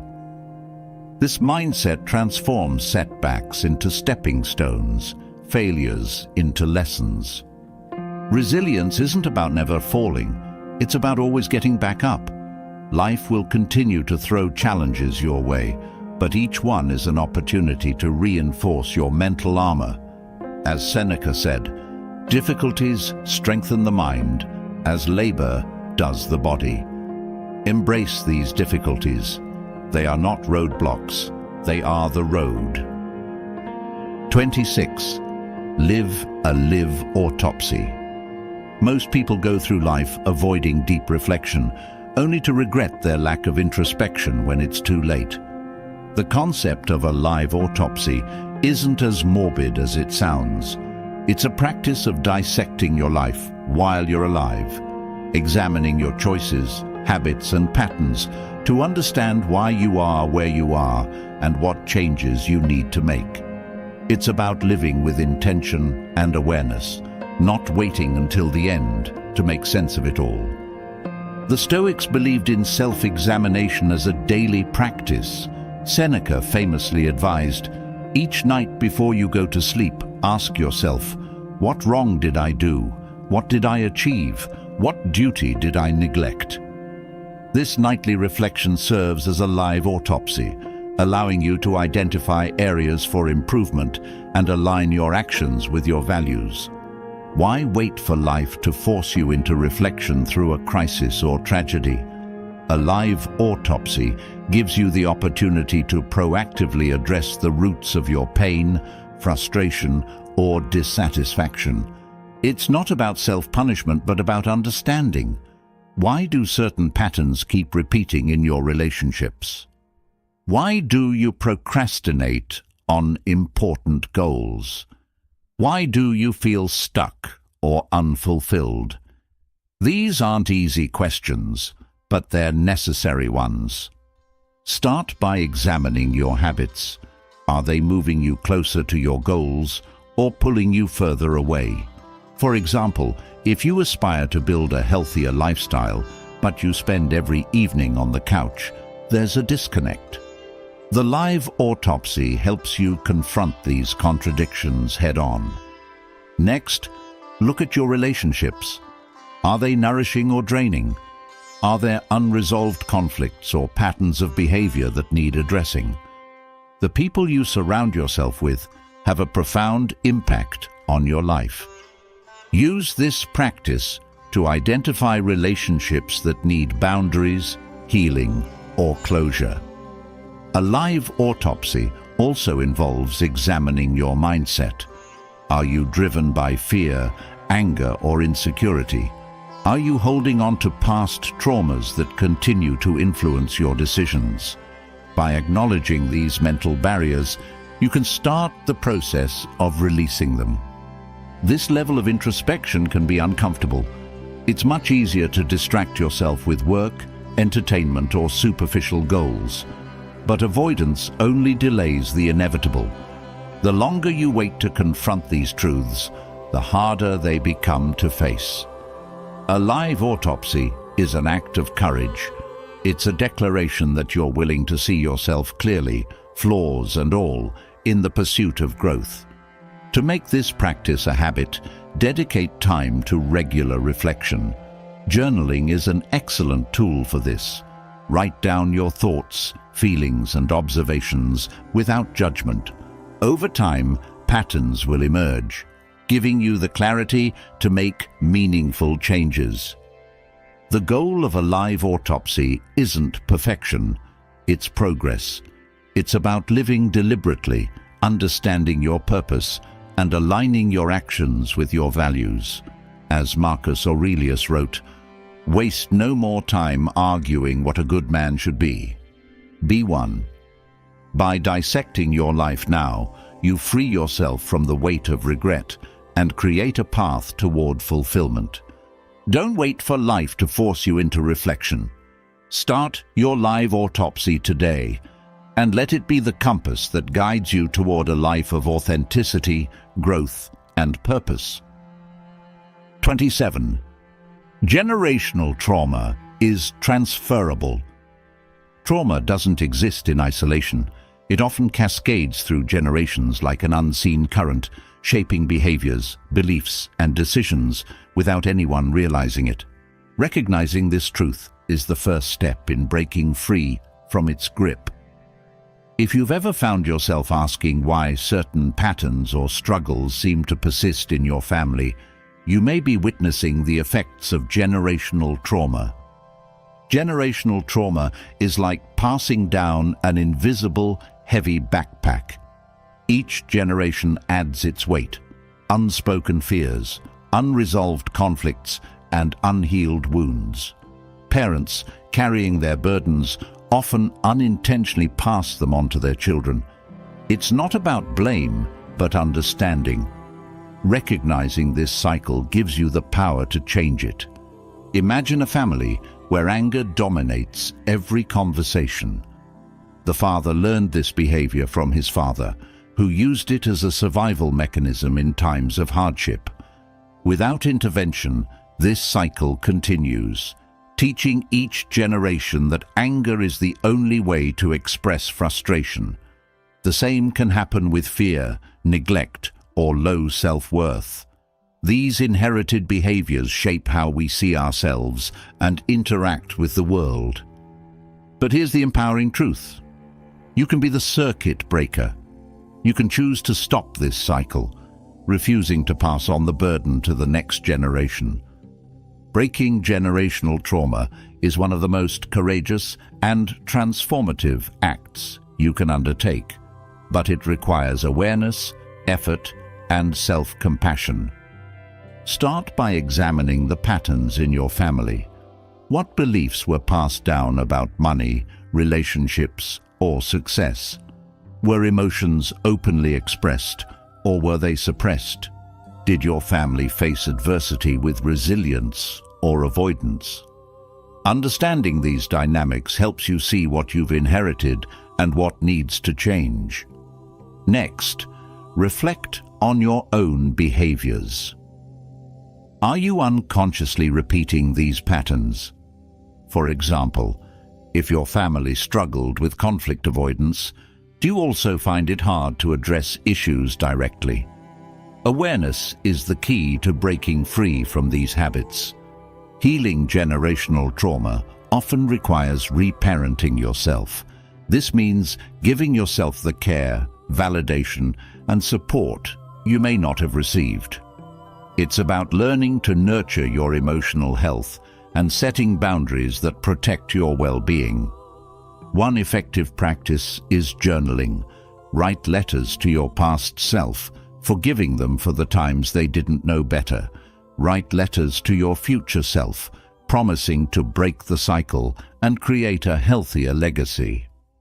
This process helps you release old wounds and focus on the path ahead.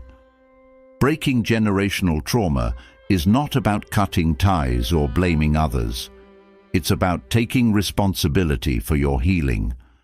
By addressing your pain, you not only free yourself, but also create a new standard for future generations.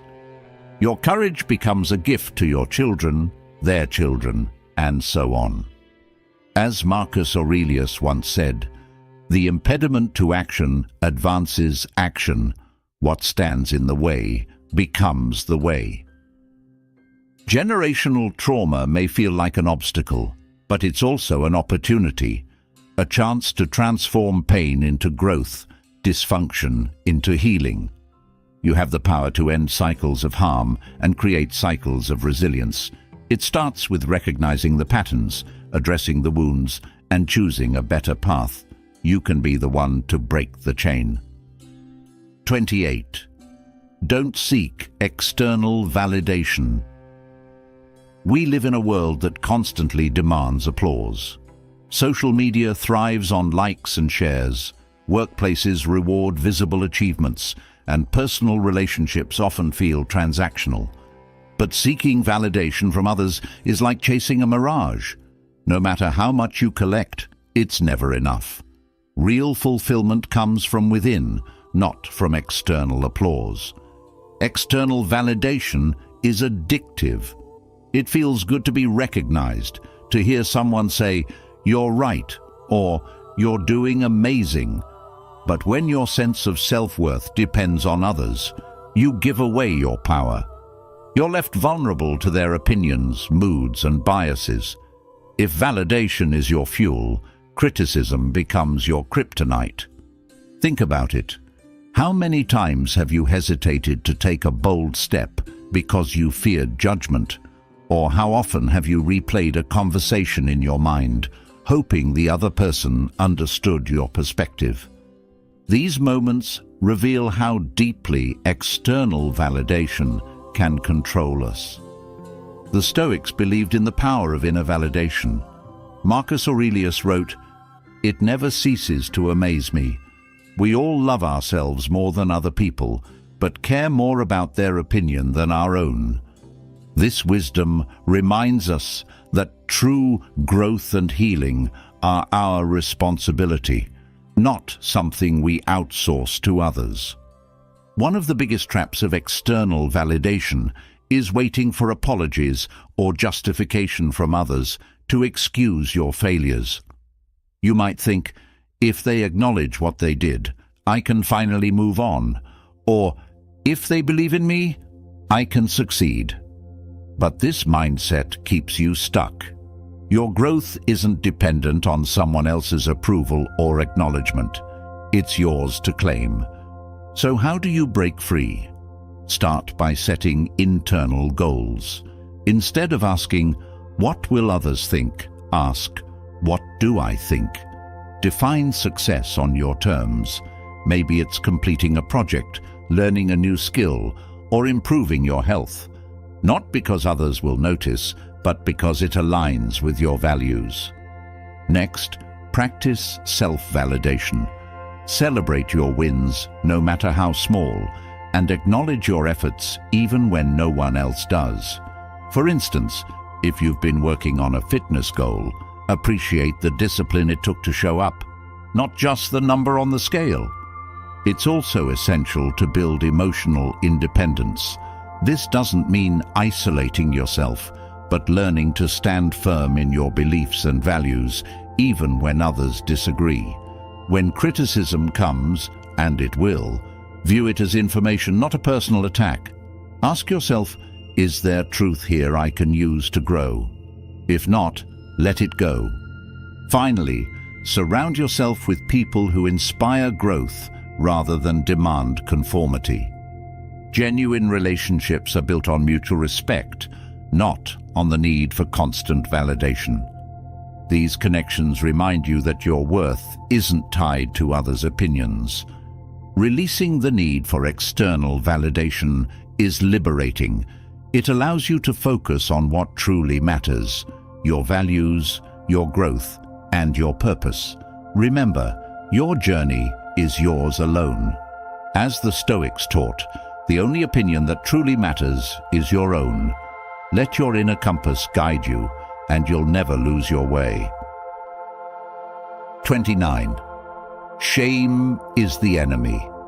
Shame is a silent saboteur. It hides in the corners of your mind, whispering doubts and regrets that keep you tied to the past. If guilt is a signal that you've done something wrong, shame is the belief that you are wrong, a deeply personal and often debilitating emotion. But here's the truth. Shame is the enemy of progress. If you let it, it will keep you stuck in a cycle of self-loathing and fear. Imagine carrying a heavy backpack filled with your past mistakes, failures, and embarrassments. Every step forward feels harder, and eventually you stop moving altogether. This is what shame does. It weighs you down, preventing you from living fully and authentically. But the beauty of life is that the backpack is yours to unpack. You can let go of the things that no longer serve you. The Stoics understood the importance of confronting shame head-on. Marcus Aurelius wrote, "If someone can prove me wrong and show me my mistake, I will gladly change. I seek the truth, which never harmed anyone." The harm is in clinging to self-deception and ignorance. This perspective encourages self-reflection without self-condemnation. Mistakes are not reflections of your worth, but opportunities to grow and learn. To break free from shame, start by naming it. What are you ashamed of? Perhaps it's a relationship that ended badly, a career misstep, or a moment when you let someone down. Writing these things down can help you face them directly. Often, the act of naming your shame diminishes its power. Next, reframe your perspective. Instead of seeing your past mistakes as failures, view them as stepping stones. Every misstep brought you to where you are today, equipped with wisdom you didn't have before. For example, if you're ashamed of a failed business, think about what you learned from that experience. Did it teach you resilience, adaptability, or humility? These lessons are invaluable. Forgiveness is another crucial step. This doesn't mean excusing harmful behavior, but acknowledging that you are human. We all fall short at times. Forgive yourself for the person you were and commit to being better moving forward. Remember, you are not your mistakes. Finally, practice vulnerability. Share your story with someone you trust. Often, shame thrives in secrecy, but bringing it into the light can be incredibly liberating. You'll find that others have struggled with similar experiences, and that your mistakes don't define you in their eyes or in your own. When you let go of shame, you make room for self-compassion and growth. You free yourself to take risks, build relationships, and pursue dreams without the fear of judgment. As the Stoics would remind us, dwelling on the past is futile. What matters is how you move forward from this moment. So, drop the heavy backpack of shame. Stand tall, and remember that your past doesn't dictate your future. The only thing holding you back is the belief that it does. Let it go and step boldly into the life you deserve. 30. Study yourself. Self-awareness is a superpower, yet most people go through life without truly knowing themselves. They react to situations, repeat patterns, and blame external circumstances, never stopping to ask, why do I do what I do? To grow, you must become a student of yourself, examining your thoughts, habits, and behaviors with curiosity and honesty. The Stoics emphasized this practice.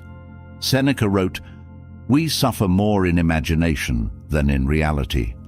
Much of our pain comes from unexamined fears and assumptions. By studying yourself, you gain clarity, allowing you to separate reality from your perceptions and make better choices. Start with your habits. What do you do daily, and why? Are these habits serving you, or are they holding you back? For example, if you find yourself scrolling through social media for hours, ask what need this habit is fulfilling. Are you seeking connection, distraction, or validation? Once you understand the root, you can address it more effectively. Your thoughts are equally important. Pay attention to your inner dialogue. Is it supportive or critical? Do you encourage yourself, or do you sabotage your confidence with self-doubt? Write down recurring negative thoughts and challenge their validity. Often you'll find they are based on fears, not facts. Emotions are another key area to examine. When you feel anger, sadness, or anxiety, don't suppress these emotions. Study them. What triggered them? Are they proportional to the situation? Understanding your emotional triggers helps you respond thoughtfully rather than reacting impulsively. One powerful tool for self-study is journaling. Dedicate time each day to reflect on your actions, decisions, and feelings. Ask yourself questions like, what did I do well today? What could I improve? Why did I react the way I did in a particular situation? Over time, these reflections will reveal patterns and areas for growth. Feedback from others is also invaluable. Ask people you trust for their honest perspective on your strengths and weaknesses. Sometimes, we're blind to aspects of ourselves that are obvious to others. Use this feedback not as criticism, but as guidance for improvement. Finally, embrace continuous learning. Study books, listen to podcasts, and attend workshops that challenge your worldview and expand your understanding of human behavior. The more you learn about others, the more insights you'll gain into yourself. Self-study is not about judgment, but about understanding. It's about becoming intentional with your choices and aligning your actions with your values. When you know yourself deeply, you can navigate life with clarity and purpose, unshaken by external chaos. Remember, mastery of self is the foundation of all other achievements. As Socrates famously said, "Know thyself." Make this your lifelong pursuit, and you'll unlock levels of growth and fulfillment you never imagined possible. 31. Reclaim your narrative. Life is full of stories, but the most powerful one is the story you tell yourself about your life. Are you the hero, the victim, or just a bystander? The truth is, many of us unknowingly hand over control of our narrative to circumstances, other people, or even past traumas. But here's the thing, you don't have to be a passive character in your own story. You can reclaim your narrative and become the author of your journey. Let's start by understanding the power of self-perception. The way you view yourself shapes your actions, your relationships, and ultimately your destiny. For instance, if you tell yourself, "I'm unlucky," you'll subconsciously look for evidence to support that belief. You'll focus on every setback, ignoring opportunities and successes. Conversely, if you believe, "I'm capable of overcoming challenges," you'll approach life with resilience and optimism. Reclaiming your narrative begins with awareness. What story have you been telling yourself? Take a moment to reflect. Are there recurring themes of failure, inadequacy, or helplessness? If so, ask yourself, where did these stories come from? Often they originate from childhood experiences, societal expectations, or negative relationships. While you can't change the past, you can rewrite how you interpret it. The next step is reframing. Let's say you've faced significant financial struggles. Instead of seeing yourself as a victim of bad luck, you could view these challenges as lessons that taught you resourcefulness and grit. By changing the lens through which you see your experiences, you empower yourself to move forward with strength and purpose. Action is crucial in reclaiming your narrative. Start by setting small, achievable goals that align with the story you want to live. For example, if you want to see yourself as disciplined, commit to a daily routine, even if it's as simple as making your bed every morning. Each accomplishment, no matter how small, reinforces your new narrative. Surround yourself with people who support and believe in your story. Avoid those who constantly remind you of your shortcomings or past failures. Instead, seek out mentors, friends, or communities that inspire you to grow and become the best version of yourself. Finally, practice gratitude. Gratitude shifts your focus from what's missing to what's present. It helps you see the blessings and opportunities in your life, reinforcing a narrative of abundance and resilience. Keep a journal where you jot down things you're grateful for each day. Over time, you'll notice a positive shift in your outlook. Reclaiming your narrative is not about denying hardships or pretending everything is perfect. It's about taking ownership of your life and choosing to see yourself as someone capable of growth, strength, and triumph. As the Stoics believed, external events don't define us. Our perception of them does. You have the power to rewrite your story. Pick up the pen and start crafting a narrative worthy of the life you want to live. 32. Convert pain into strength.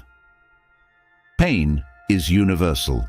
Everyone experiences it, yet some let it break them, while others use it as a catalyst for growth. The difference lies in perspective. When you stop seeing pain as a punishment and start viewing it as an opportunity, you unlock the ability to transform it into strength. Think of the process of forging steel. It begins as raw, unshaped material. Only through intense heat and hammering does it become something strong and resilient. Your struggles are the fire, and your response to them is the hammer. How you choose to shape your pain determines whether it weakens or strengthens you. Start by acknowledging your pain. Avoiding or suppressing it only gives it more power over you. Face it head-on. Write about it, talk about it, or reflect on it in solitude. Understanding where your pain comes from is the first step in breaking its hold on you. Next, identify the lessons hidden within the pain. For example, a failed relationship might teach you the importance of setting boundaries or recognizing red flags early on. Losing a job could push you to discover a career path more aligned with your passions. Pain, as harsh as it feels in the moment, often leaves behind wisdom that can guide you toward a better future. take action to channel your pain constructively. Physical activities like working out or martial arts can help release pent-up emotions while building physical and mental resilience. Creative outlets like writing, painting, or music allow you to express and process your feelings. Find what works for you and commit to it. Helping others is another powerful way to transform pain into strength. When you share your story or lend a hand to someone going through a similar struggle, you not only ease their burden, but also reinforce your own resilience. You turn your pain into a tool for good, giving it meaning and purpose. The Stoics believed in embracing hardships as part of life's natural order. Marcus Aurelius wrote, "The impediment to action advances action. What stands in the way becomes the way." In other words, the obstacles and pain you face are not roadblocks. They are stepping stones to growth. By leaning into your struggles, you develop the resilience and character needed to navigate life's challenges. Finally, cultivate a mindset of gratitude, even for your pain. This might sound counterintuitive, but when you're grateful for your struggles, you acknowledge their role in shaping the person you've become. Gratitude shifts your focus from what you've lost to what you've gained, empowering you to move forward with purpose. Pain is inevitable, but suffering is optional. By choosing to see your pain as a teacher rather than an adversary, you reclaim your power and transform your struggles into stepping stones for greatness. The next time life knocks you down, remember this: every scar tells a story, and every story has the potential to inspire. Use your pain to build the strength to rise again and write the next chapter of your life. 33. Reframe adversity. Life is a series of challenges, and adversity is an inevitable part of the journey. But what if instead of seeing these hardships as obstacles, you viewed them as opportunities? The way you perceive adversity can shape the trajectory of your life. When you reframe challenges as growth opportunities, you unlock a hidden strength within yourself. Consider this: adversity is like resistance in a workout. Without it, muscles don't grow. Similarly, your character, resilience, and wisdom are forged in the fire of hardship. Marcus Aurelius, the Stoic philosopher and Roman emperor, famously said, "The impediment to action advances action. What stands in the way becomes the way." The very challenges you face are the stepping stones to becoming stronger and wiser. The first step in reframing adversity is acceptance. Denying or resisting challenges only amplifies their power over you. Instead, acknowledge the reality of the situation and remind yourself that hardship is a universal experience. No one escapes it, but how you respond to it is what sets you apart. Next, look for the lessons. Every challenge carries a hidden gift, a new skill, a revelation about yourself, or a deeper understanding of life. For instance, losing a job might teach you financial discipline or push you toward a more fulfilling career path. A failed relationship might reveal the importance of self-love and setting boundaries. When you approach adversity with curiosity and a willingness to learn, even the harshest experiences can become transformative. Action is the bridge between struggle and growth. Once you've identified the lessons, take steps to apply them. This might mean developing a new skill, seeking support, or re-evaluating your priorities. Action not only helps you overcome adversity, but also builds confidence and resilience. It's also important to cultivate gratitude, even in the face of hardship. This doesn't mean denying your pain or pretending everything is fine. Instead, it's about recognizing that challenges are a natural part of life and appreciating the growth they bring. Gratitude shifts your focus from what's wrong to what's possible, empowering you to move forward with hope and determination. Surround yourself with stories of others who have turned adversity into triumph. These examples serve as reminders that you, too, can overcome and thrive.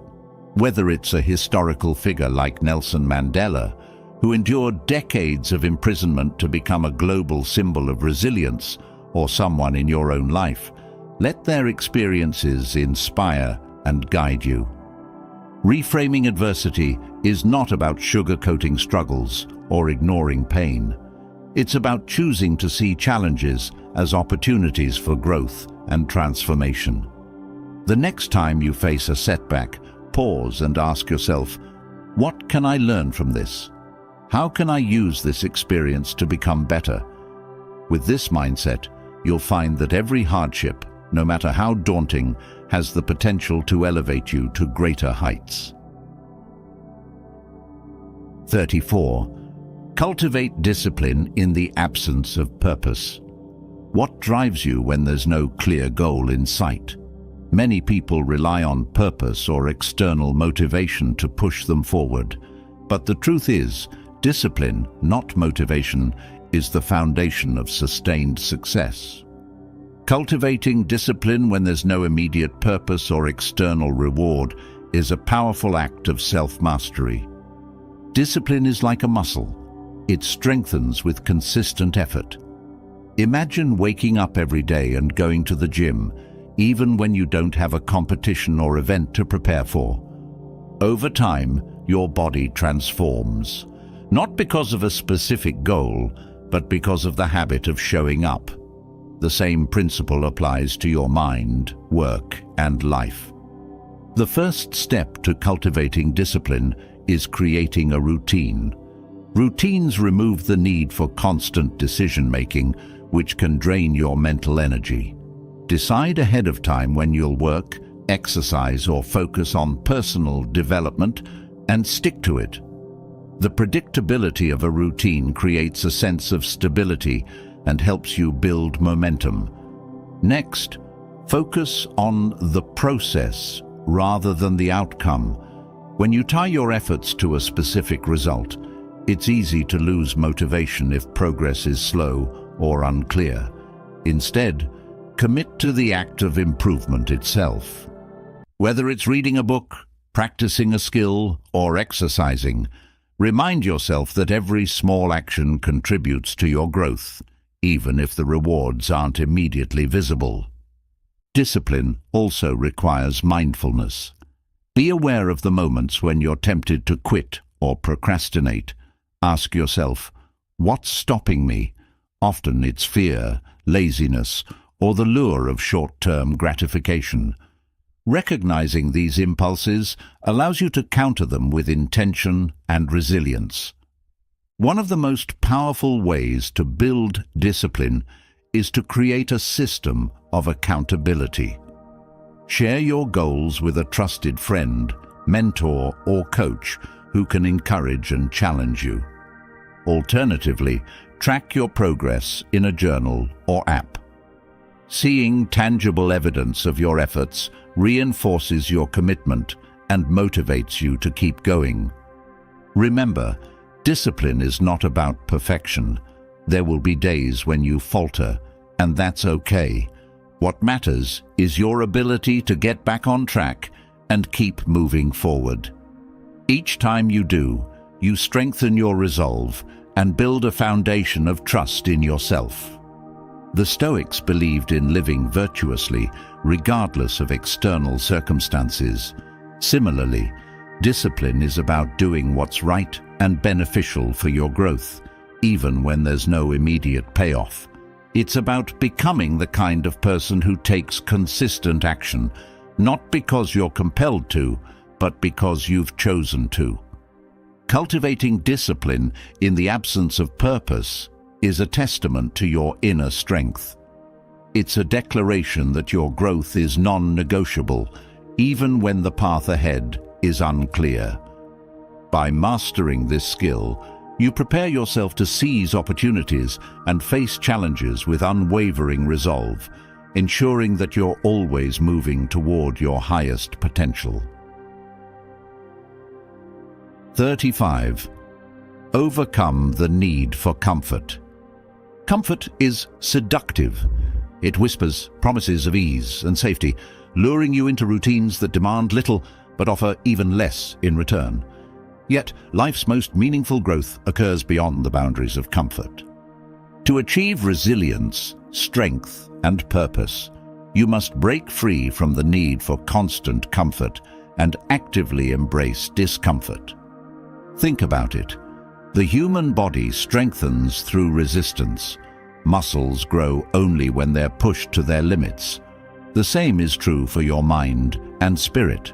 Comfort, while alluring, can make you soft, unprepared for the inevitable hardships that life will throw your way. The ancient Stoics understood this well. They practiced voluntary discomfort, fasting, enduring cold, or living simply, not because they enjoyed suffering, but because they knew it prepared them for the unchosen suffering of life. Begin with small acts of intentional discomfort. Take a cold shower, wake up earlier than you need to, or skip a meal occasionally. These actions remind you that you can endure more than you think. They also foster gratitude for the comforts you often take for granted.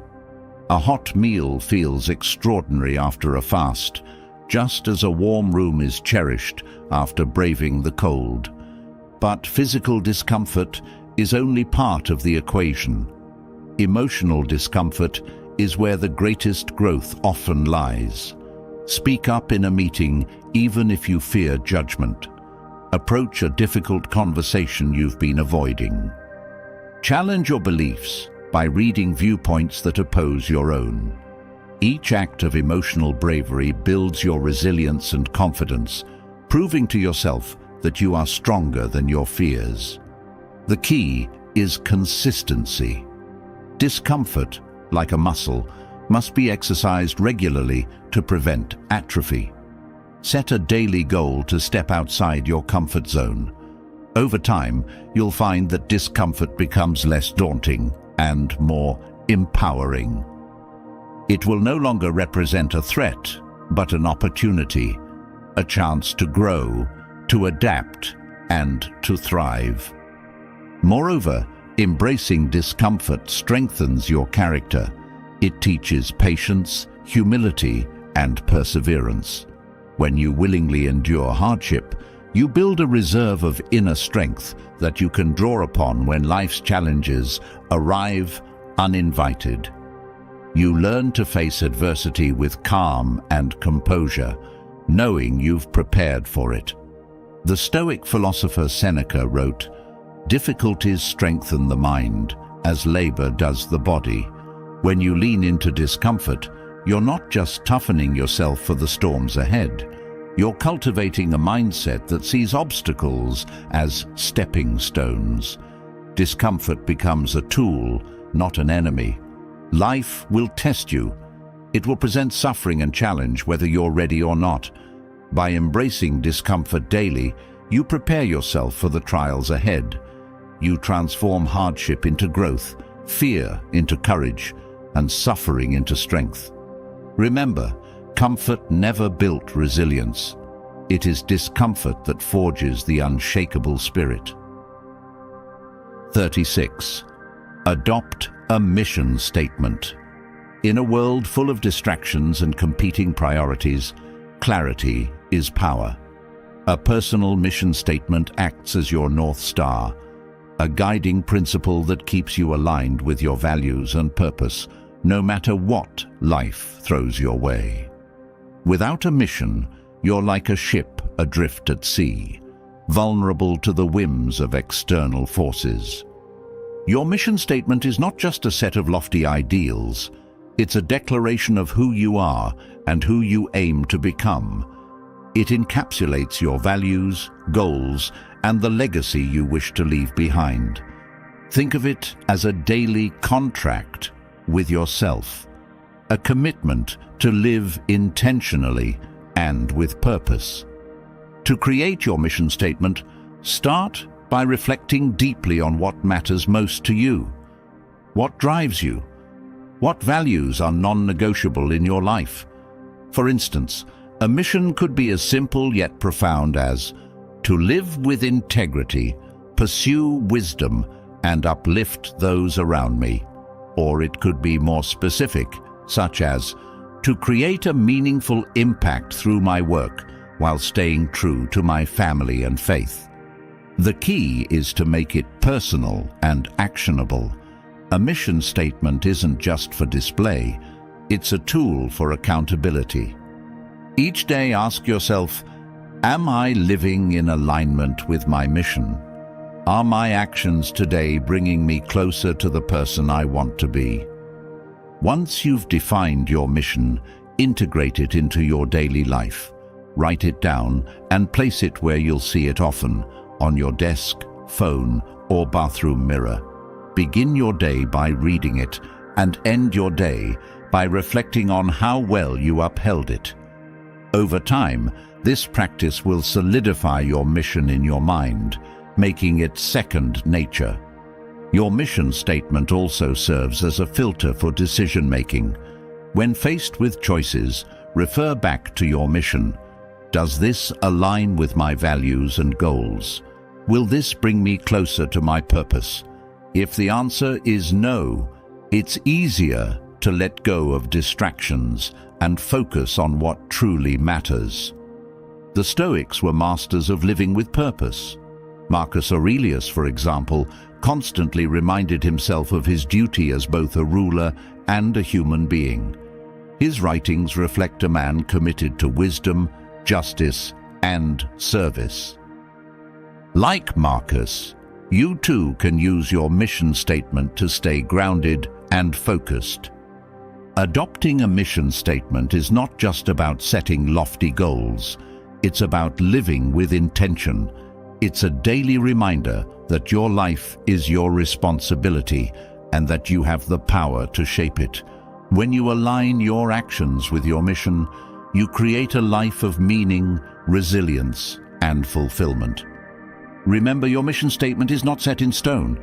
As you grow and evolve, so too can your mission. The important thing is to always have one, a beacon that keeps you anchored amidst the chaos of life. With a clear mission, you transform from a passive participant to an active author of your story, charting a course toward a life of purpose and impact. 37. The power of forgiveness. Forgiveness often feels like surrender, as if by forgiving someone, you're letting them win. But true forgiveness is not about them, it's about you.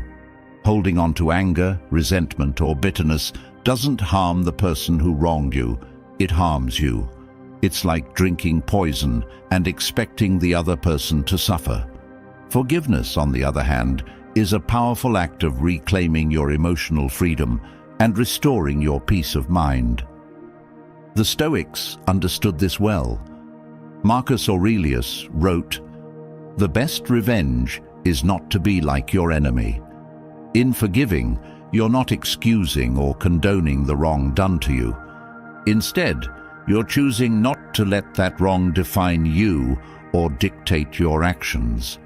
You're saying, "I refuse to carry this burden any longer." Consider the weight of carrying anger or resentment. It drains your mental and emotional energy, leaving you stuck in the past. But when you forgive, you release that weight. You create space for growth, peace, and clarity. Forgiveness doesn't mean you have to reconcile with someone or even speak to them again. It simply means you're choosing to let go of the negative hold they have over you. Start by reframing forgiveness. Instead of seeing it as a gift to the other person, see it as a gift to yourself. By forgiving, you take back control of your emotions and your narrative. This is especially important in situations where apologies or reparations are not forthcoming. Waiting for someone else to make things right only prolongs your suffering. Forgive not because they deserve it, but because you deserve peace. Forgiveness is a practice, not a one-time event. Some wounds take longer to heal than others, and that's okay. Start small. Reflect on past grievances that still weigh on you. Write them down and acknowledge how they've affected you. Then, one by one, consciously choose to release them. Visualize the weight being lifted from your shoulders as you let go. Remember, forgiveness doesn't mean forgetting. It means learning from the experience while refusing to let it consume you. Set boundaries where needed to protect yourself, but don't let the memory of a wrong poison your present or future. Forgiveness is about reclaiming your power and refusing to let the actions of others define who you are.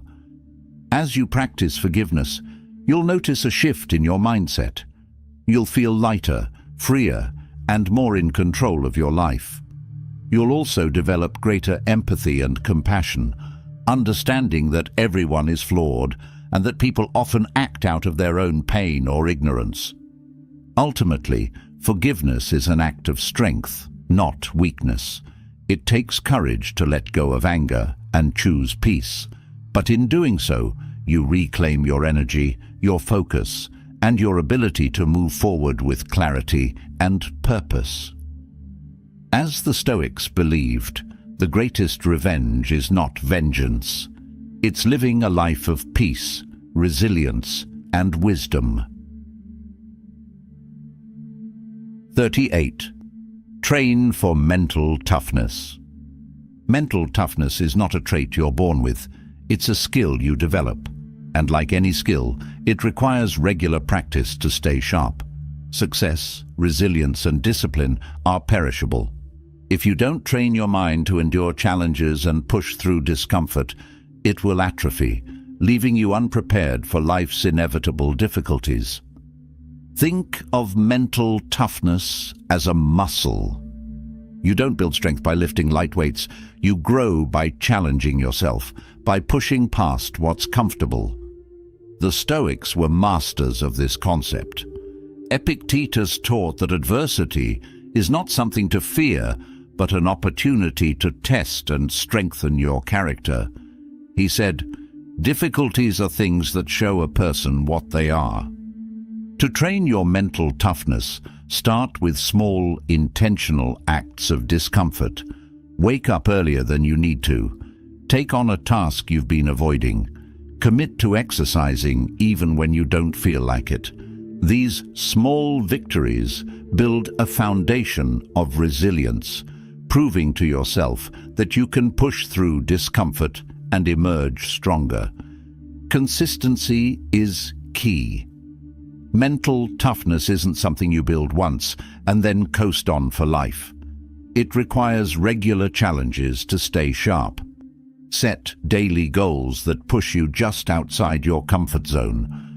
Over time, you'll find that what once seemed daunting becomes routine, and your capacity for handling stress and adversity grows. Another critical aspect of mental toughness is learning to control your emotions. Life will throw curveballs, and your ability to remain calm and focused will determine how well you handle them. Practice mindfulness or meditation to develop this skill.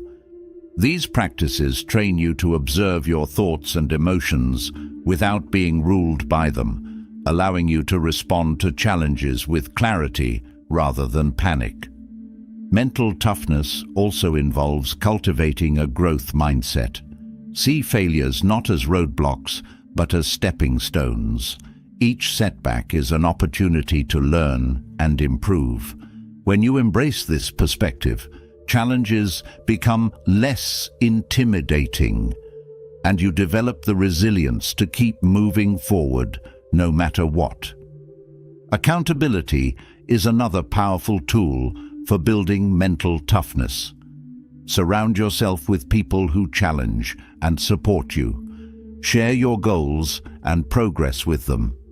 Knowing that others are watching can motivate you to stay disciplined and committed, even on the hardest days.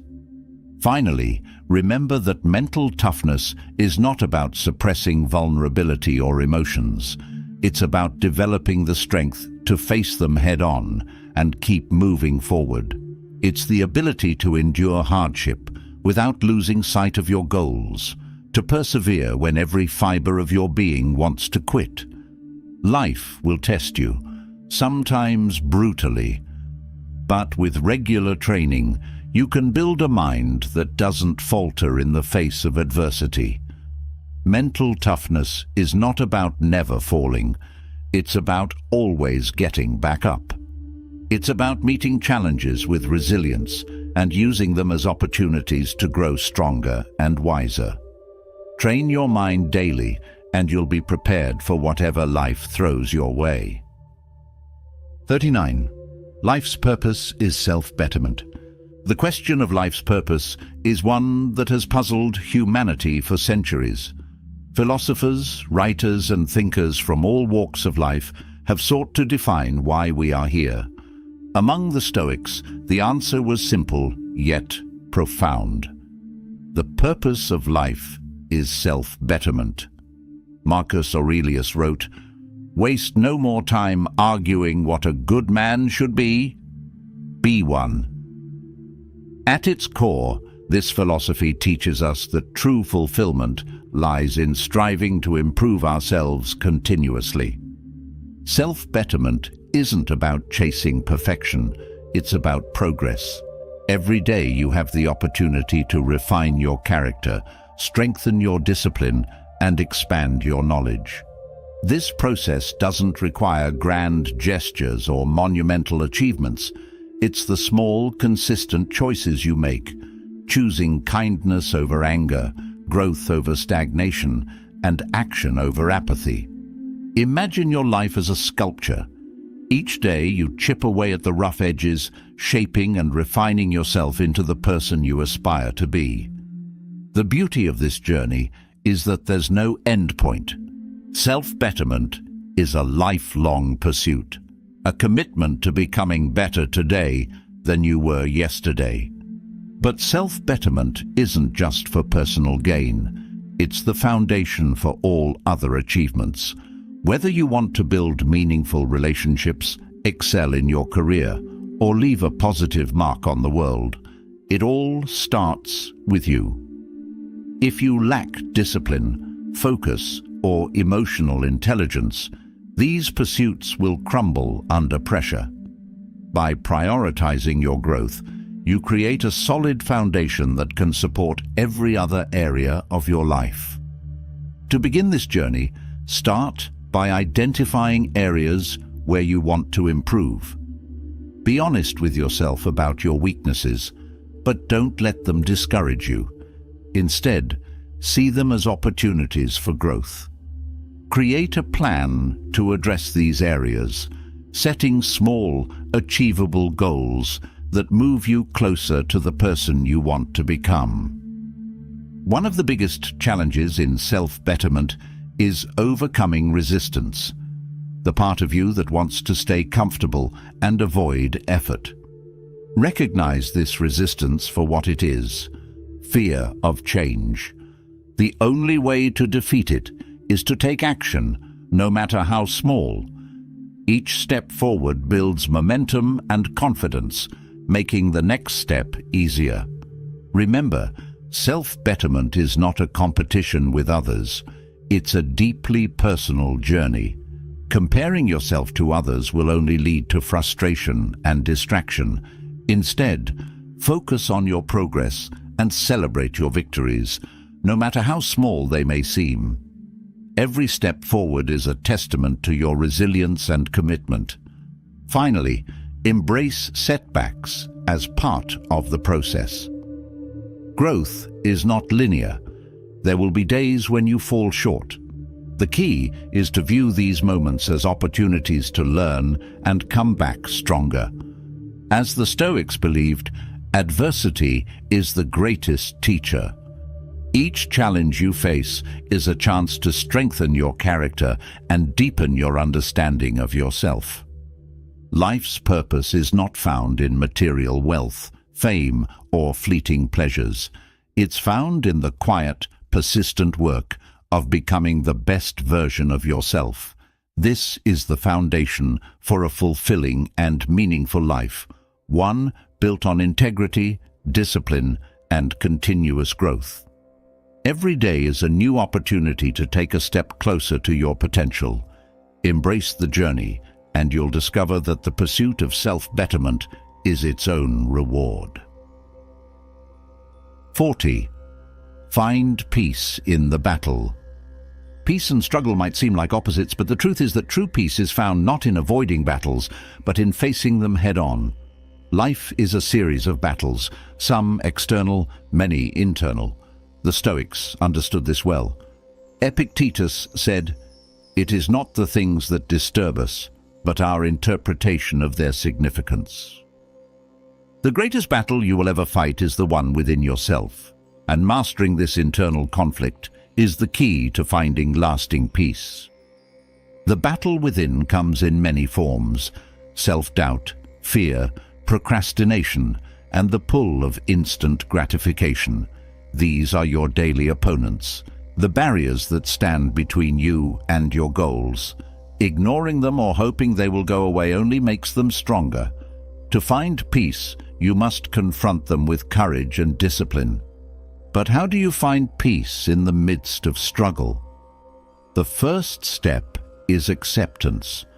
Acknowledge that life is not meant to be easy. Challenges are not obstacles to avoid, but opportunities to grow. Every struggle you face is a chance to test your resilience and refine your character. By shifting your perspective, you can transform adversity from a source of frustration into a tool for self-improvement. Another key to finding peace is to focus on what you can control. The Stoics taught that we have no power over external events, only over our responses to them. When you stop trying to control the uncontrollable, you free yourself from unnecessary stress and anxiety. Instead, direct your energy toward mastering your thoughts, emotions, and actions. Discipline is your greatest ally in this battle. When your mind tells you to quit, push forward. When fear whispers that you're not good enough, prove it wrong with action. Each time you overcome these internal voices, you strengthen your mental armor and move closer to peace. At the same time, don't overlook the importance of self-compassion. The battle within can be fierce, but beating yourself up for your struggles only adds to the weight. Treat yourself with the same kindness and understanding you would offer a close friend. Recognize that growth takes time and that every step forward, no matter how small, is progress. Finally, remember that peace is not the absence of struggle. It's the mastery of it. It's the calm you feel when you know you've given your best effort, regardless of the outcome. It's the confidence that comes from knowing you can handle whatever life throws your way. True peace is not found in avoiding life's challenges, but in facing them with courage, discipline, and self-mastery. The battle within is where the most profound growth occurs. Embrace the struggle, learn from it, and use it to become stronger. As you do, you'll find that peace is not something you achieve at the end of the fight. It's something you cultivate along the way.